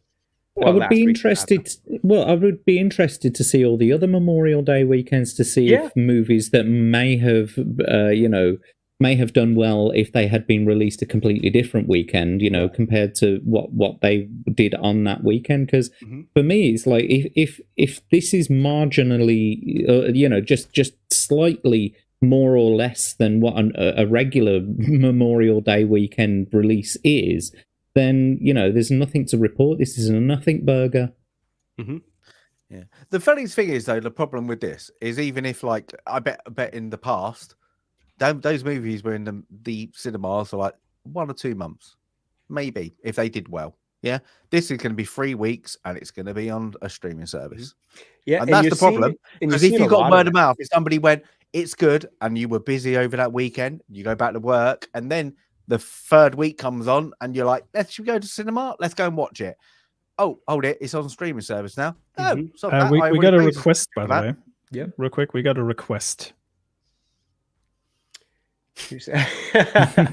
Barbecue. Barbecue. Are you from Boston? I am. Yep. Yeah. I'm a New Englander. He's got the Boston specifically. It's barbecue. Yep, the old barbecue. Okay, so by the way, I can answer you the Memorial Day question. So, Top Gun Maverick released on Memorial Day to 160 million. I've got the screen. Hanayama, take a look at the screen, you muppet. I also wasn't looking at the screen, so I'm there with you, Hanayama. Font of knowledge, everyone. Okay, that's actually interesting. Well, Top Gun makes sense because Top Gun Maverick at least was kind of on theme somewhat for a memorial, so I could see that one. Yes. I stole Hanayama's thunder. Carry on talking, mate. I'll just scroll down. Yeah, keep scrolling. Because I'm interested to see this. Look at it. It's going down and down and down as the years go on. It's got nothing to do... No, it's not even the years. Because Tommy, scroll back up. Yeah, look at the last because Mermaid, everybody hated. And because here's the thing that's what I wanted to point out. So Top Gun Maverick 160 released 2022. Pirates of the Caribbean at World's End 140 million released 2007. Kingdom of the Crystal Skull released 2008 127 million. X-Men: The Last Stand, 123 million released. Oh, I see. It's ordered that way. I was looking at the table. It's ordered by gross, not by day. Yeah. Revenue. So I stand corrected. It does seem like Memorial Day weekend does have some box office pull, which is something that I wouldn't have personally thought. This is interesting to see, to be honest with you. Going to see a movie. There are never something I would have done movies on that Memorial list, just like in that top 6. Like they're not very good movies. Like they're interesting. Like they're not even interesting to watch. Sorry, but to have 25 million, wow, or whether it's 32 million or whatever it was, that is That's terrible. It's that is it's literally- 32, and I believe That it's is- like it's like number 25 or some shit. It's the percentages for me that makes the interesting read, because when you look at this, what it's saying is 22% of the total gross for Top Gun Maverick came from that one weekend. Hollywood gross. Whereas, yeah, I mean, they all play woolly with the fucking figures, let's face it. 45% for Caribbean at World's End, 40% for Indiana Bones and the fucking Crystal Skull, 52% for Last Stand, 40%, I really don't believe that, Little but Mermaid, 40% for Little Mermaid, 50%. But a lot of these, you can see a really high amount of the total gross was just one weekend. Then it fell off the cliff. So they were riding the curtails of a holiday, and then it just fell off. Yup. And that's all domestic. 22% hadn't fallen off. So word of mouth traveled around, and that's why it did so very well. And that's, by the way, the domestic growth and not worldwide. Correct. Look at the comparison between Top Man Maverick and then Fast and the Furious 6. Just the total gross. Yeah. Okay, so scroll to the Look bottom. at that, then. like full, so in other words, we're gonna it keep on hit going, Dune. 50% and then it just died. That's word of mouth. That's word of mouth. Don't go and see it. It's crap. Yep. And people forget that. That's what Hollywood forgets. They want that instant. Oh, we want that cash over that first weekend, but they don't like. And if it doesn't perform, they go, "We're putting it straight away." And it's 3 weeks. I'm not going to bother to go to cinema. I've paid subscription at like X, Y, and Z. You know, that's the problem. And so it's largely Furiosa, about legs. 32.3 million for Furiosa. 32. Okay, so then it's at like That's 38 or something. So 37. Yeah, it's 37. I mean, it's on par with things from the fucking 80s, for Christ's 7. sake. That's brutal. Beverly Hills Cop 2. I mean, if you lose into that movie, jeez. Which Hey, probably Beverly had Hills- low but that budget. is not with. That's not inflation. It's Like from you the whack eight- that down. That drops. That drops even more. Like Right. the Return of the Jedi. That's going to bump that up. That Yeah, but figure's going to be bumped just up by look at inflation. just look at number 33. Furiosa lost to Sex and the City 2. And that's Get your out That's of a here. tough look. Get the fuck out of here. It lost to the Lost to the Hangover Part 3. Flintstones? Fucking hell. It lost Yeah, to the number two. worst god. It lost. By the way, that is an error. Go back down. Number 25. That's an error. That is the Roland Emmerich one. That is the worst one that exists. And fun story. And I love to tell this one because I love how petty Japan is. Toho, the creators of Godzilla, Toho bought the rights back to this movie, renamed it to Zilla, with the official statement reading that that pathetic creature does not deserve the title of God. Jesus. Fair enough. Yep. That's embarrassing, really, though, guys, isn't it? Plus, Yeah, also, no, the that's- Flintstones. So what's at the bottom then? did What's at have the very Halle Berry. end? Who's the Which is worst? the Let's see. worst? Let's go for the worst. It's got to be done. Right. Let's see if we can spin this I'm more down. so just surprised to see that the box office is that big on Memorial Day weekend. I would have never thought. So To be fair, number half of the movies 200. listed there I've never heard of. I'm trying to find the first one that we probably do recognize. Well, Mary Tom, Shelley was maybe? that's Frankenstein, isn't it? Mary Shelley Yes. Frankenstein. I'm guessing that was kind of like a big budget at that time, like for what they did for it with Robert De Niro, who is an amazing actor. Believe everything you say, people. He's the man. Stop. Was that a movie called Breathless? I didn't realise they'd done a George Floyd biopic yet. That was in Okay, now. 2016. That was 2016, but nice try. I'm trying to find something that just stands out as if to say, holy crap. World War Z. World War but Z. that's There the you go. 2021 It made re-release. 100% its revenue. That was the That re-release. was a re-release. That's a re-release. So that doesn't count. Oh, That doesn't I count. was going to say, what? Yeah, that's surprising. The 'cause Shining. I didn't like The that film Shining. at all. That's the 80s one. Okay. Yeah, Jeez. that's Yeah, the, Moonrise that's the Kingdom. 80s. No kidding. I did not like that This- movie, I got to say. There it is.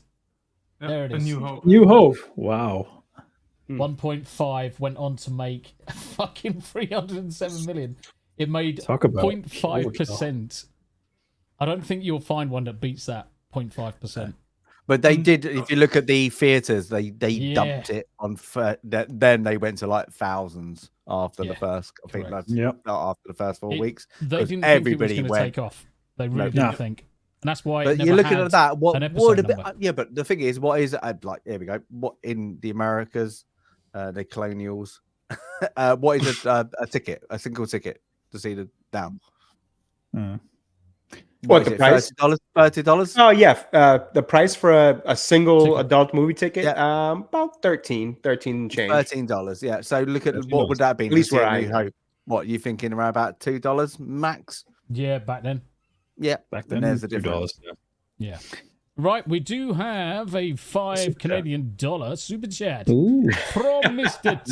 Tickle Trunk. And I'm gonna get Abe to read this one out, and it says, "You're welcome." Can we get Jay to say I parked my car, got a coffee, threw my frisbee on the roof, and took my dog for a walk. In his accent, it will make my whole day. I'll tell you what, Mr. Tickle Trunk, I can do that, and if you sub to the channel, you'll get a whole lot of my accent, so it can make your day many days in a row. It's a little pitch. All right. I'll even spice it up. I'll add a little extra. I parked my car at the Harvard Yard, got a coffee, threw my frisbee on the roof, took my dog for a walk, and that was my day. Whack. Whack. Whack. Whack.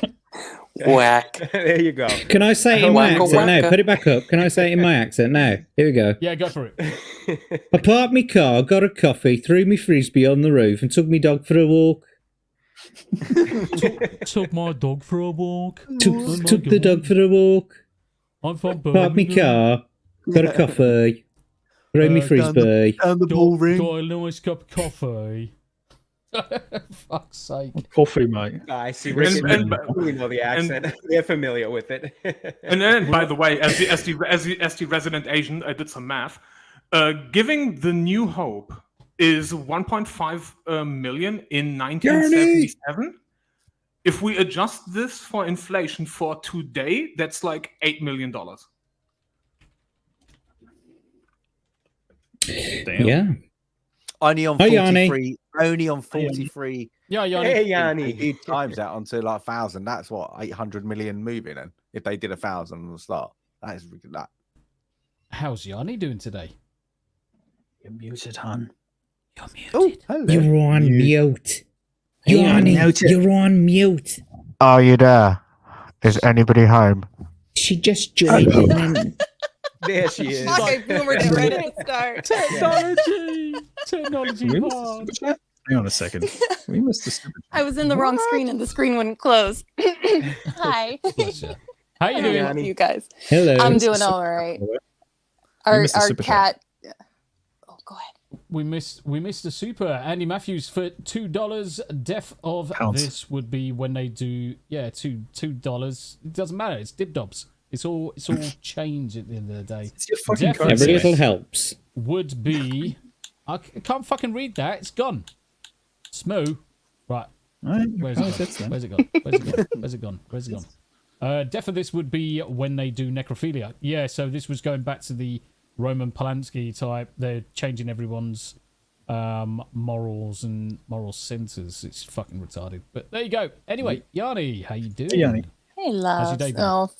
Oh, it's been up and down. It's nice to hear you guys. I was having serious FOMO, so I wanted to pop back in. And the cat What was gave she us saying a about false your cat? alarm.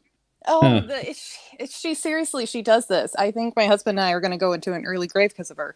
Because this morning she had an episode where, oh my God, I'll save you the details. We thought, oh my God, is she like dying? Is this it? Yeah. Once again, is this it? Is it time? We're anticipating it. And she went and hid for a little while, talking to the vet, blah, blah, blah, blah. Went and got some meds, came back home. She is fucking fine. She's perfectly fucking fine. Perfectly fine. Exactly. No, she's playing. She's loving on things. She's just, I fell a little off. It's fine. She still has to take some medication, but and now she's singing. She sounds like she's dying, but she's singing in the background. I'm sorry. Bless her. So, Bless her. Anyways, thank you guys. I love you. Good to see you. Good to see you. Good to see you guys. Have we had I think we've had enough talking about fucking that shit. Anyway, Furiosa at the end of the day, apparently Critical Drinker actually did say it was okay. Yeah, I saw didn't that. absolutely It was fine. slam it. Didn't actually That's slam it. it. Like people say, like who've seen it, have said it's an okay movie. Just Right. nobody cares. Mhm. That's Yeah, the and thing. that's the They problem. just dyed it. They just be like, nobody cares about the movie. It's one of those And I ones. think I'm it's- I really think not a it's fan kinda of the cute actress that they- either. She's got a lot of real estate between her eyes, and I'm just Me not down too. with Thank it. you. I actually Who do in like Hollywood Anna has as a fetish for the wide eye look? Like somebody's got a thing for the wide eye look because they're fucking everywhere. I know what's People running watch through FX Twin Smooth's mind videos. right now. I know what's running through your mind right now. A certain soundbite. Yeah, Shut up, you wide-eyed cunt. Yeah, that's the one. That's No, I the mean, one. somebody in Hollywood must have really liked those Aphex Twin music videos from the 90s because God knows where these all came from, though. Holy fuck! I mean, here's the thing, like, and this goes for anybody. I cannot trust you if my fist perfectly fits between both your eyeballs. Yeah, if I punch you square in the nose and I don't at least hit one eye by proxy, there's something wrong. Something wrong. You could literally fucking park a car between her fucking eyes. Yes. Holy shit. She looks like she's been on the Ozempic as well. Yeah. She probably You know has how been. these she's- all these she's celebrities who lost are going a on the lot of weight in her Ozempic. face. I saw the fucking what do you call it, the Osbournes the other day, and I looked and I was like, oh Christ, Sharon Osbourne ain't doing too well. Look at her, she looks fucking she looks decrepit. And then I looked and it wasn't her, it was fucking Kelly Osbourne. Kelly. And I saw Sharon Osbourne, and she was even fucking worse. They're like corpses of themselves. Jesus fucking Christ! Please stop this Ozzy's not doing Ozempic too great bollocks. either. What you say, mate? Ozzy's not much far off from them either. That's why he's wearing the Well, glasses. you know, all he the said time. I don't know how Ozempic, Jack you looks know, these got the days, but he might be the fucking- shining hope. The Osbournes all look alike nowadays. To be fair, Sharon Nice. Osbourne could pass as Nancy Pelosi's stunt double nowadays. No. does So have these a- photographs and some of those, don't she do does her have a bit of a justice. nasty look. These photographs don't do her justice to what I saw the other Oh, day. is that Kelly? What the fuck? That's more like This- it. I this is thought drama. Kelly was Sharon. Yeah. I could see that. the I could see why. Yeah. Yeah. These ladies make me feel better about myself. I'm not doing too bad. I'm okay. Man, now I can't stop seeing Nancy Pelosi in these smooth. That was a good call. I'm just waiting for her to Nancy come out of the Pelosi's woodwork and stunt do double, some I bloody swear. stocks and shares fucking buying. I mean, Galadon raised an shit. excellent example as well. What's that? Oh, Yeah. yeah. I can't think What's of her her name name at the again? moment. Ellie Bailey? Something like She that. was oh, playing yeah, both, fucking wasn't she? Ariel. Yep. So Yeah. I actually Uma don't mind Thurman as Anya well. Taylor-Joy as an actress. I've seen her. What was that chess show she was in? I can't think of. I think she's a fine Queen's actress. Gambit. Yes, Oh, yes. yes. I do think she's a fine actress. And by all accounts, the movie's not bad. I think it's a mix of one, people just don't care. And two, I think maybe somebody mentioned this earlier too. You kind of see these movies now and you just immediately assume girl boss don't want to see it. So it could be a They fine market movie, it but that way. you've burned us so many times with these trash pieces of product you put out there that at this point, it's like the second you see it, I just assume this is going to be garbage. I'm not really interested. 100%. I was just talking to my Oh, husband so- about this last night, even after people are saying that, hey, it's actually a good movie, or hey, I even liked it, and it's worth taking a look. I have no motivation to go see it. I just you just automatically turned off. I just honestly, I'd rather punch myself in the face than waste my time on a movie like this. I'm But so will you get one of your over it. eyes? Will you get one of your eyes? I would. It would. No. My eye would what go you guys have black. just You are welcome. what you guys have just brought up though is a very good point, because I often go on about like these sort of creator spheres that we're associated with, like the Geeks and Gamers Friday Night Tights. And I say a lot of the time it seems like they're jumping at ghosts. Like there's a lot of things that they're trying to see in these movies that aren't really there. If you know what I mean? It's I could agree with that. I've noticed that a few times in the past. And so I'm just thinking to myself, but at the same time, you can see why they kind of do it, because we have been burned so many times. And even, like you say, even the layman, even the people who are outside of it, maybe even some of the normies, they're like, shit, no, this just doesn't interest me. Yeah, if it's going to be anything like that last fucking Mad Max movie or that last fucking kind of movie that they brought out, I ain't arsed with this. Yeah. No, I definitely agree, Jack. I think sometimes, I'll call out woke or I'll call out crap as much as the next guy. I do think sometimes we've become, myself included, have become a little oversensitive to it, where I'll have a real life friend be like, hey, I don't know, dude, I don't see it that way. And kind of get me to realize like, oh, maybe I am being a little too oversensitive to some of this stuff because they've burned me on so much of what I love. So I think it's something we can all do a bit of. But now, I think it's just spread to even the more like the normies who are just like, and I don't mean to use that term in a bad way, just people who rightfully aren't as much of a geek as I am when it comes to movies and comics and all this stuff, video games. Even they're kind of like, you're so far left. Right, a few of my buddies were like, a female Mad Max movie. Like I'm probably all set on that. And they're not really ones who are all that concerned about woke or not woke or anything. They're just like, why would I want to go watch that? And but they don't like, the worst thing of like on that, they just portray the female. Yeah. Not like, I bring it up because a lot of people do. Alien. Can I just say that? Was that about a female, or was it just a kick-ass movie that happened to have a female and that is actually a great point, Stasis, because it's not just that, I know I just said it that way, that, a female Mad Max, but you're right. It's not just that it's a female Mad Max, because it's not an issue with female main characters. It's an issue with nowadays when you see a female movie, that it just becomes kind of that, we're going to take out the guy, we're going to put in a girl, and it's not going to be very good type of thing. So there's definitely. What's the word for negative anticipation? I'm trying to think of the word for negative anticipation. Pessimism towards something, or kind of, but it's when apprehension. That's the one. Apprehension. But they just can't write female leads. I just don't get it. Like they all go with this, like everybody, like that, and it seemed to be. I hate to say it, the guys who were writing back in the day apparently now. They were it's that and those because they were like driven that way. We're writing better female characters than apparently now we've got the like female writers and directors writing female characters. It's like what's going on there? It's just like I think that the difference between the writing of female characters in the old days was that we've always known throughout history that, of course, there are strong women. We're not saying that women can't do things that men can do or anything like that, right? But we have observed that there are, physical and mental differences between men and women, right? Yep. And what my point is that when they wrote like strong female characters back in the day, they were strong female characters who knew their own mind, they knew what they wanted, and they were happy to lead the way, but they were still limited to their female sort of persona, that feminine frame. It's still limited to that, and we knew that it wasn't, and they never tried to make out like women were smarter than guys, and they never tried to make out like guys are just fucking dummies, and that's all we're seeing in today's women. It's like they're super fucking heroes, women can do absolutely fucking anything, and guys are stupid cunts, and it just ain't that way. You do get some stupid cunt women too, like really stupid ones, just the same as you get stupid cunt dudes.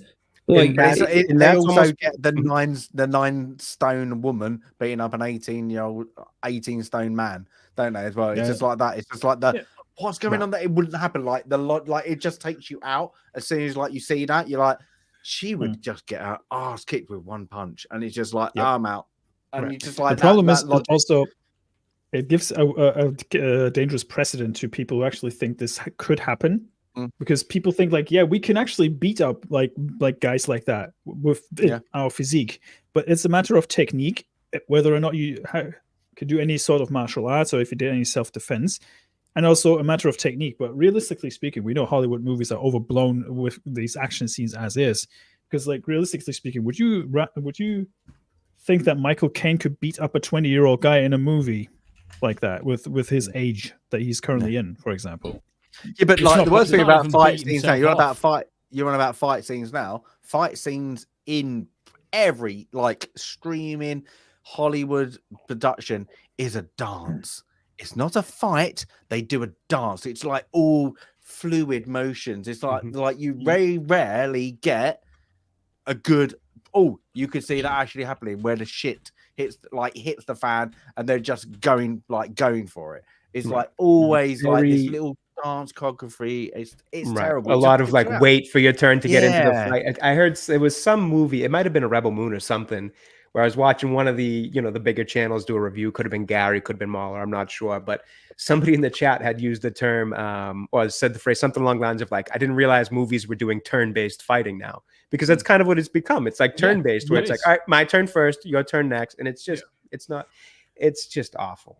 And when it comes to the writing aspect, as somebody that is currently writing his own project on the sideline just for fun, the main issue that you run into is if you as a guy write a female character, you understand what the female character is supposed to be compared to all the male characters, because you understand what a male character is.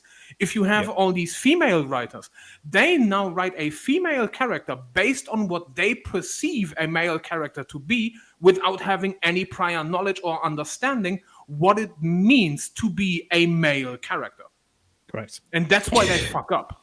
Well, this reminds me of this one movie I watched on Netflix like 2 years ago. Do you remember that movie that Millie Bobby Brown and Jason Momoa did? Yes. Where the plot, well, I'll spoil the movie for you. The plot twist is Jason Momoa has been dead since the beginning of the movie, and the girl did all the action scenes. But all you see throughout the movie is Jason Momoa doing awesome shit, kicking ass and killing people. But then it's revealed that it's actually the little girl doing all of this. Mm-hmm. You're like, right. So I want to say something on this. I want to say something on this. Right. Hello again, Yanni. We can hear you now. Hello. Sorry. Thank you. I just want to say this. Right. I don't know if anybody else has got children on the. Well, I know Tomby's had children. I've got a daughter.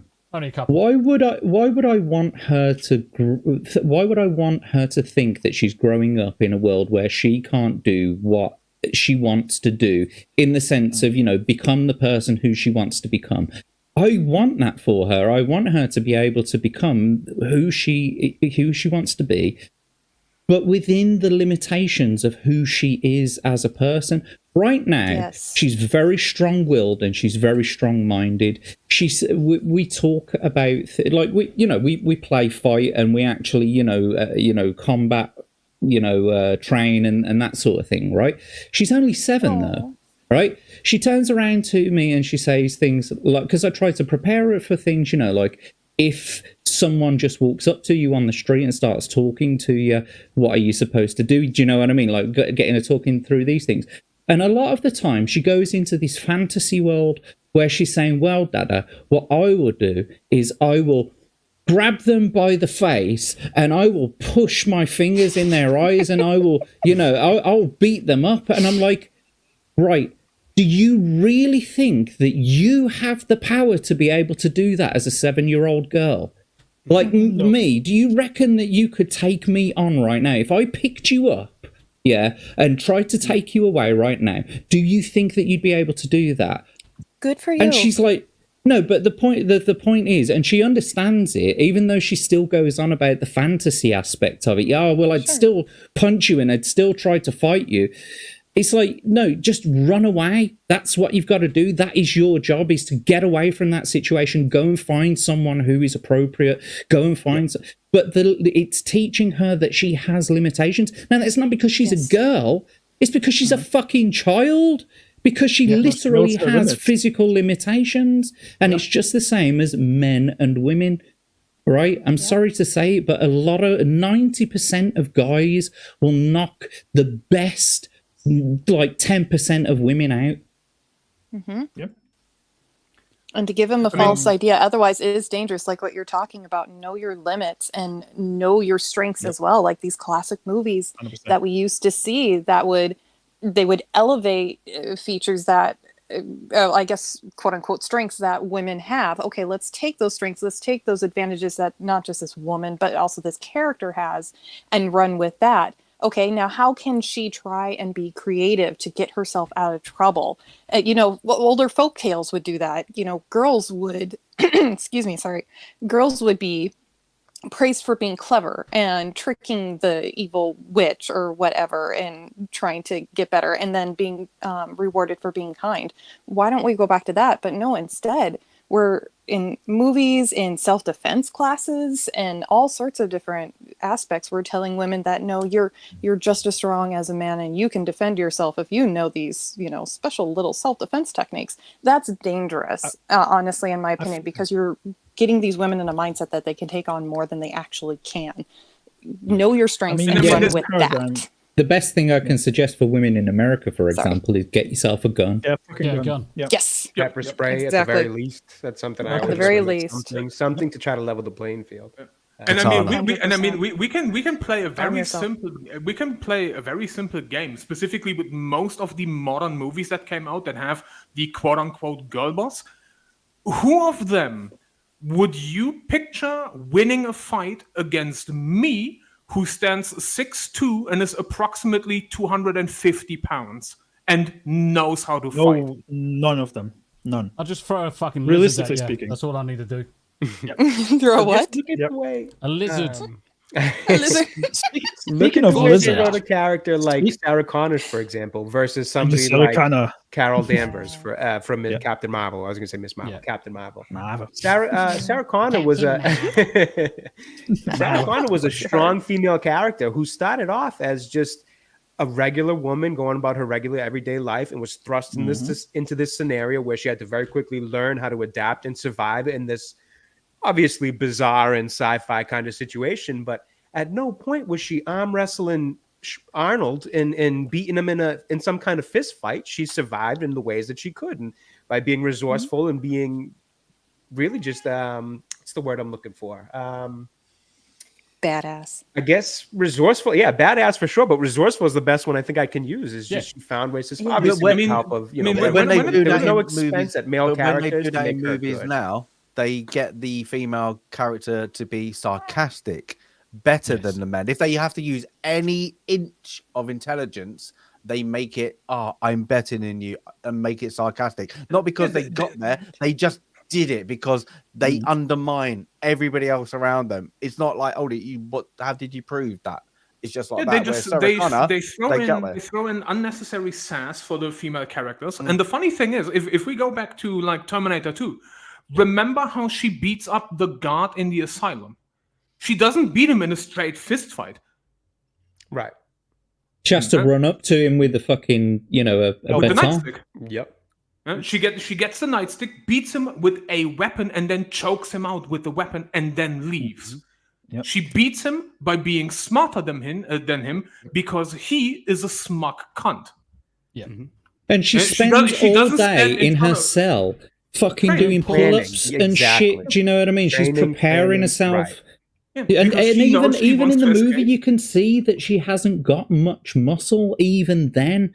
And she that's her limitations when she's running through the fucking hallways and shit like that. Do you know what I mean? That moment when she sees that moment when she sees the fucking Terminator for the first time come around that corner, and she's like, and she's skidding along the fucking floor, and she's pushing herself back, and she's like going, no. It's like, that's what a woman would do, most definitely. But no, in the new modern one, it'd be like, you again, huh? Yeah, exactly. But the thing is, the flight or fight has been reversed, hasn't it?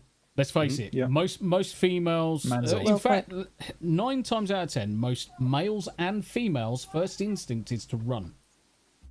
Both male and female. Agrees. The rest will be men who stand up to the challenge and stand up to the fight, ready for it. Sarah Connor's a perfect example. In Terminator 2, she's a fucking badass. Just by the start, she tries taking on the guard. She gives him a whooping. But you're right. As second she sees Arnie's character, she is shitting bricks all the way up that corridor, trying to get away. And you would be being traumatized in the first film by one. She doesn't even focus on the fact that her son is stood right next to her. It's like you see her not react, and not until he snaps her around and says, "Mum, let's go. Let's get the fuck out of here. Come with me if you want to live." And that's part of what makes her such a good character. Because she goes from all the lead up to that point is she's a badass. She's planning, she's training, she's getting ready for this escape, all this stuff. And then the second he shows up, it's like she becomes a puddle because she understands her own limitations, which then helps the audience understand what her limitations are. That's what made these female characters of the past so well written and so likable to the point where they become iconic. Same with Ripley, another iconic female character. But look at everyone, like if you had the old, like that one, you had like Rocky, or you had like some old Van Damme movie. What happened all that way? They got the shit kicked out of them before they won. Something went wrong. Now it's win all the way. Like normally in those movies, your hero gets crap kicked out of them, and then they have the last battle is they come back.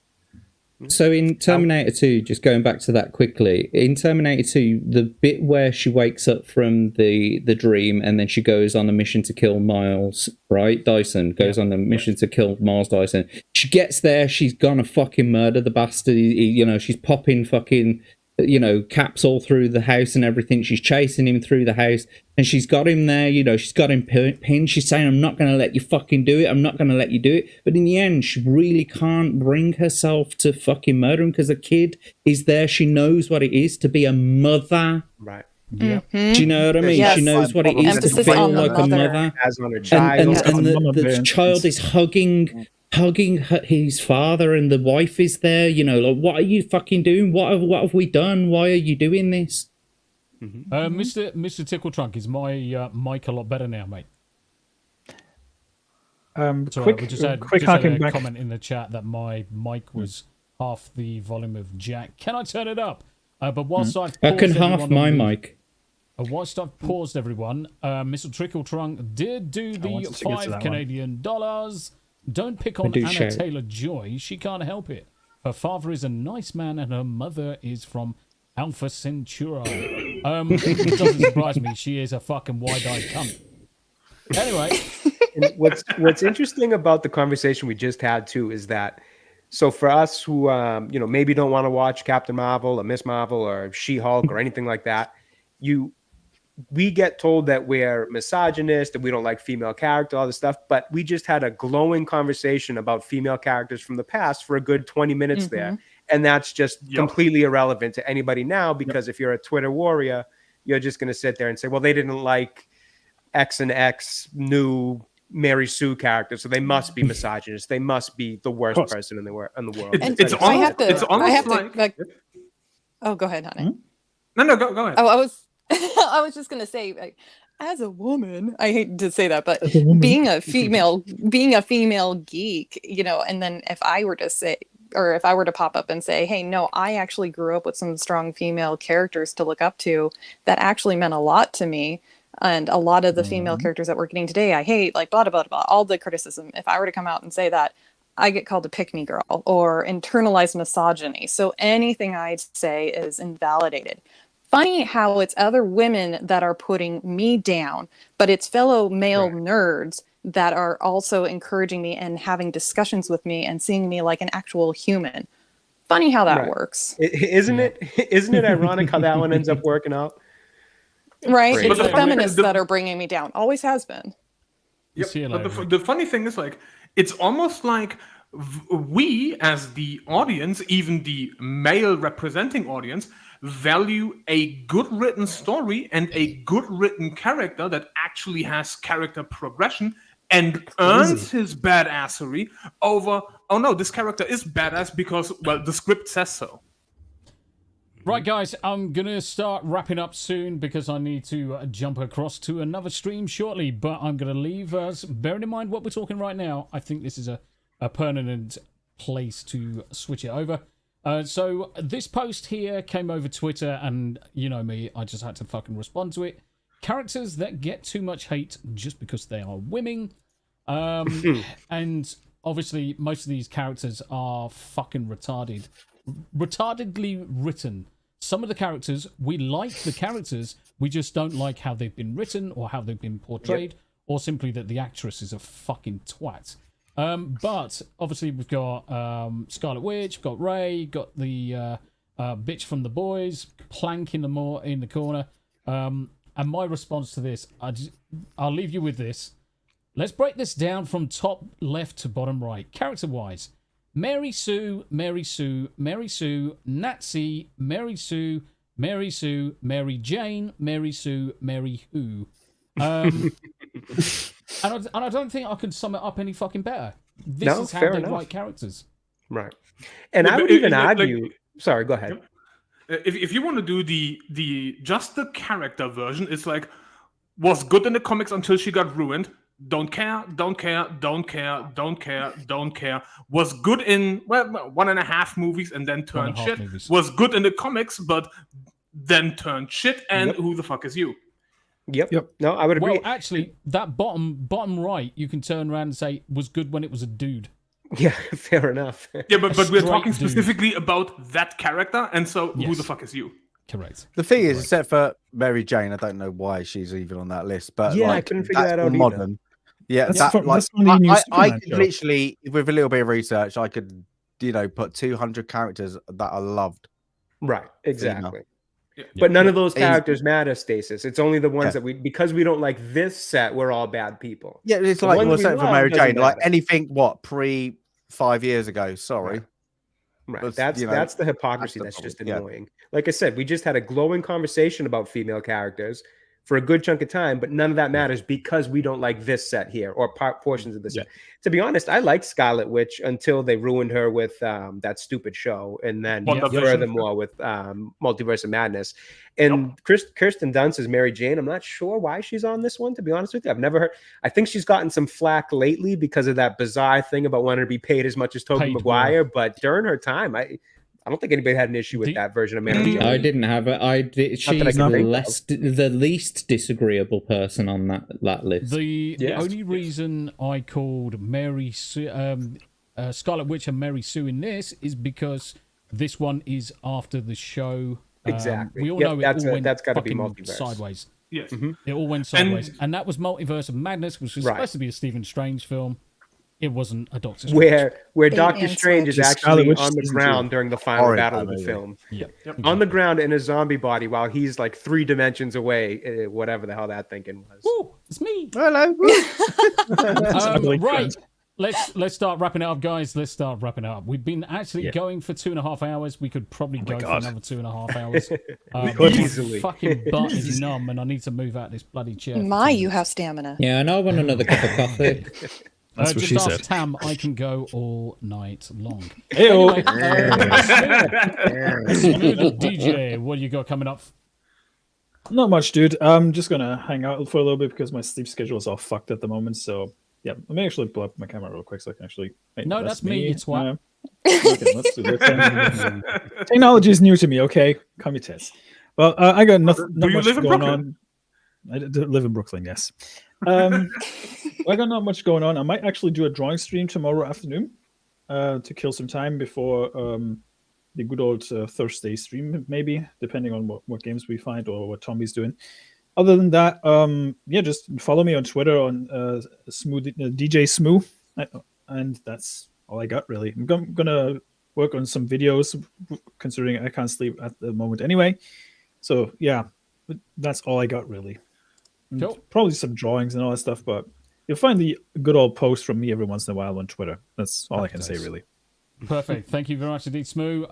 Just remember, guys, the links to everybody will be in the description.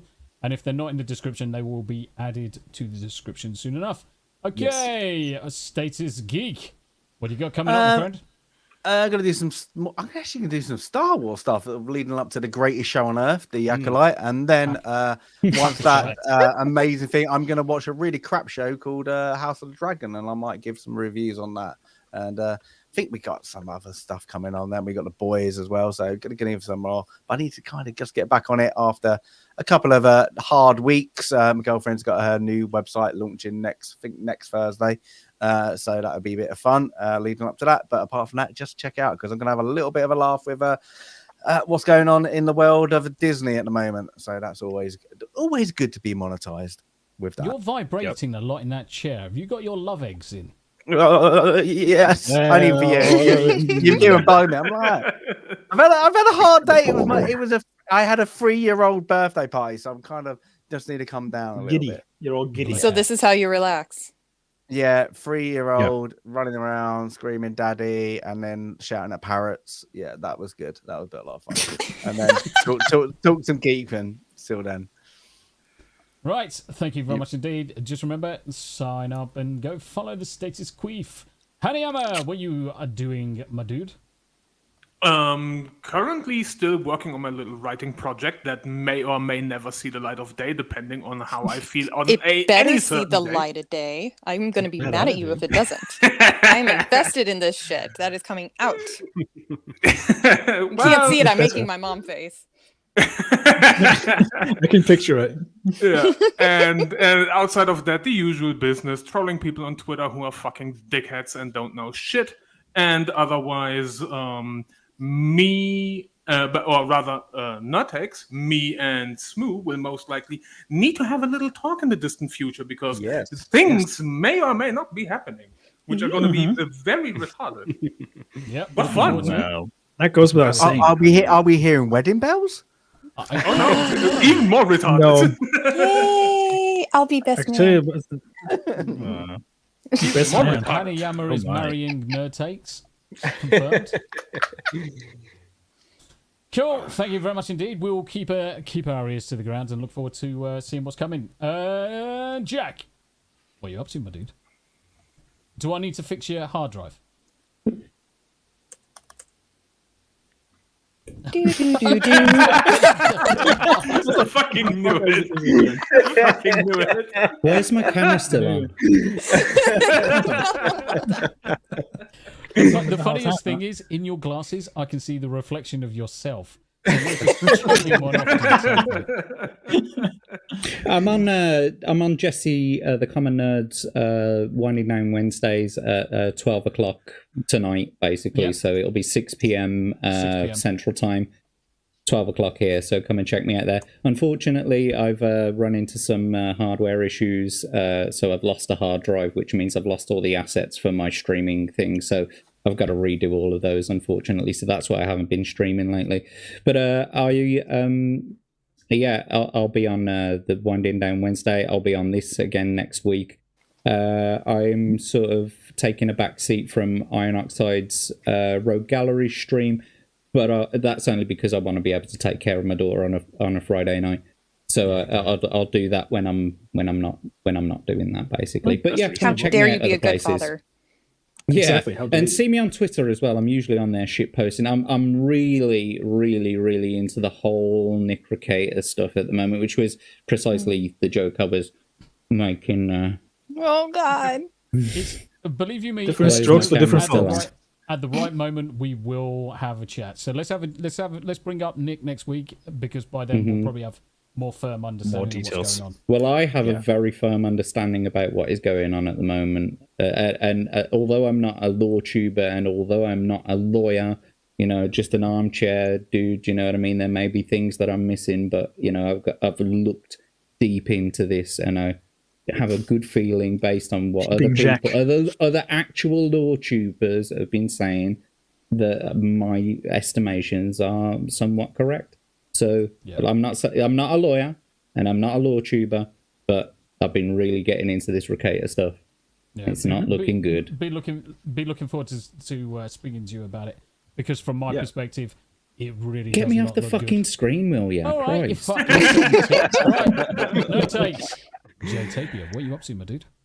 So in the more immediate future, I think tonight I might be doing a stream. I'm not sure if it's going to be another Stellar Blade stream or possibly Fallout 4. We're going to see. I'm going to make that up or make my mind up on that after I eat a little food here.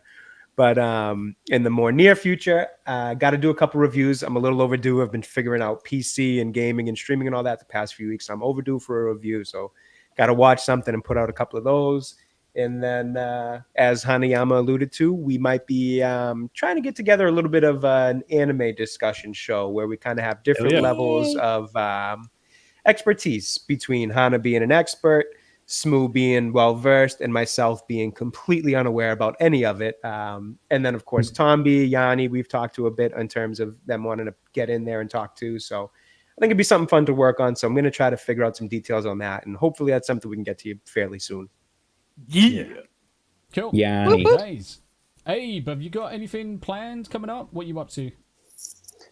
Nothing much really. Shout out to Daily Dysfunction now. She's in the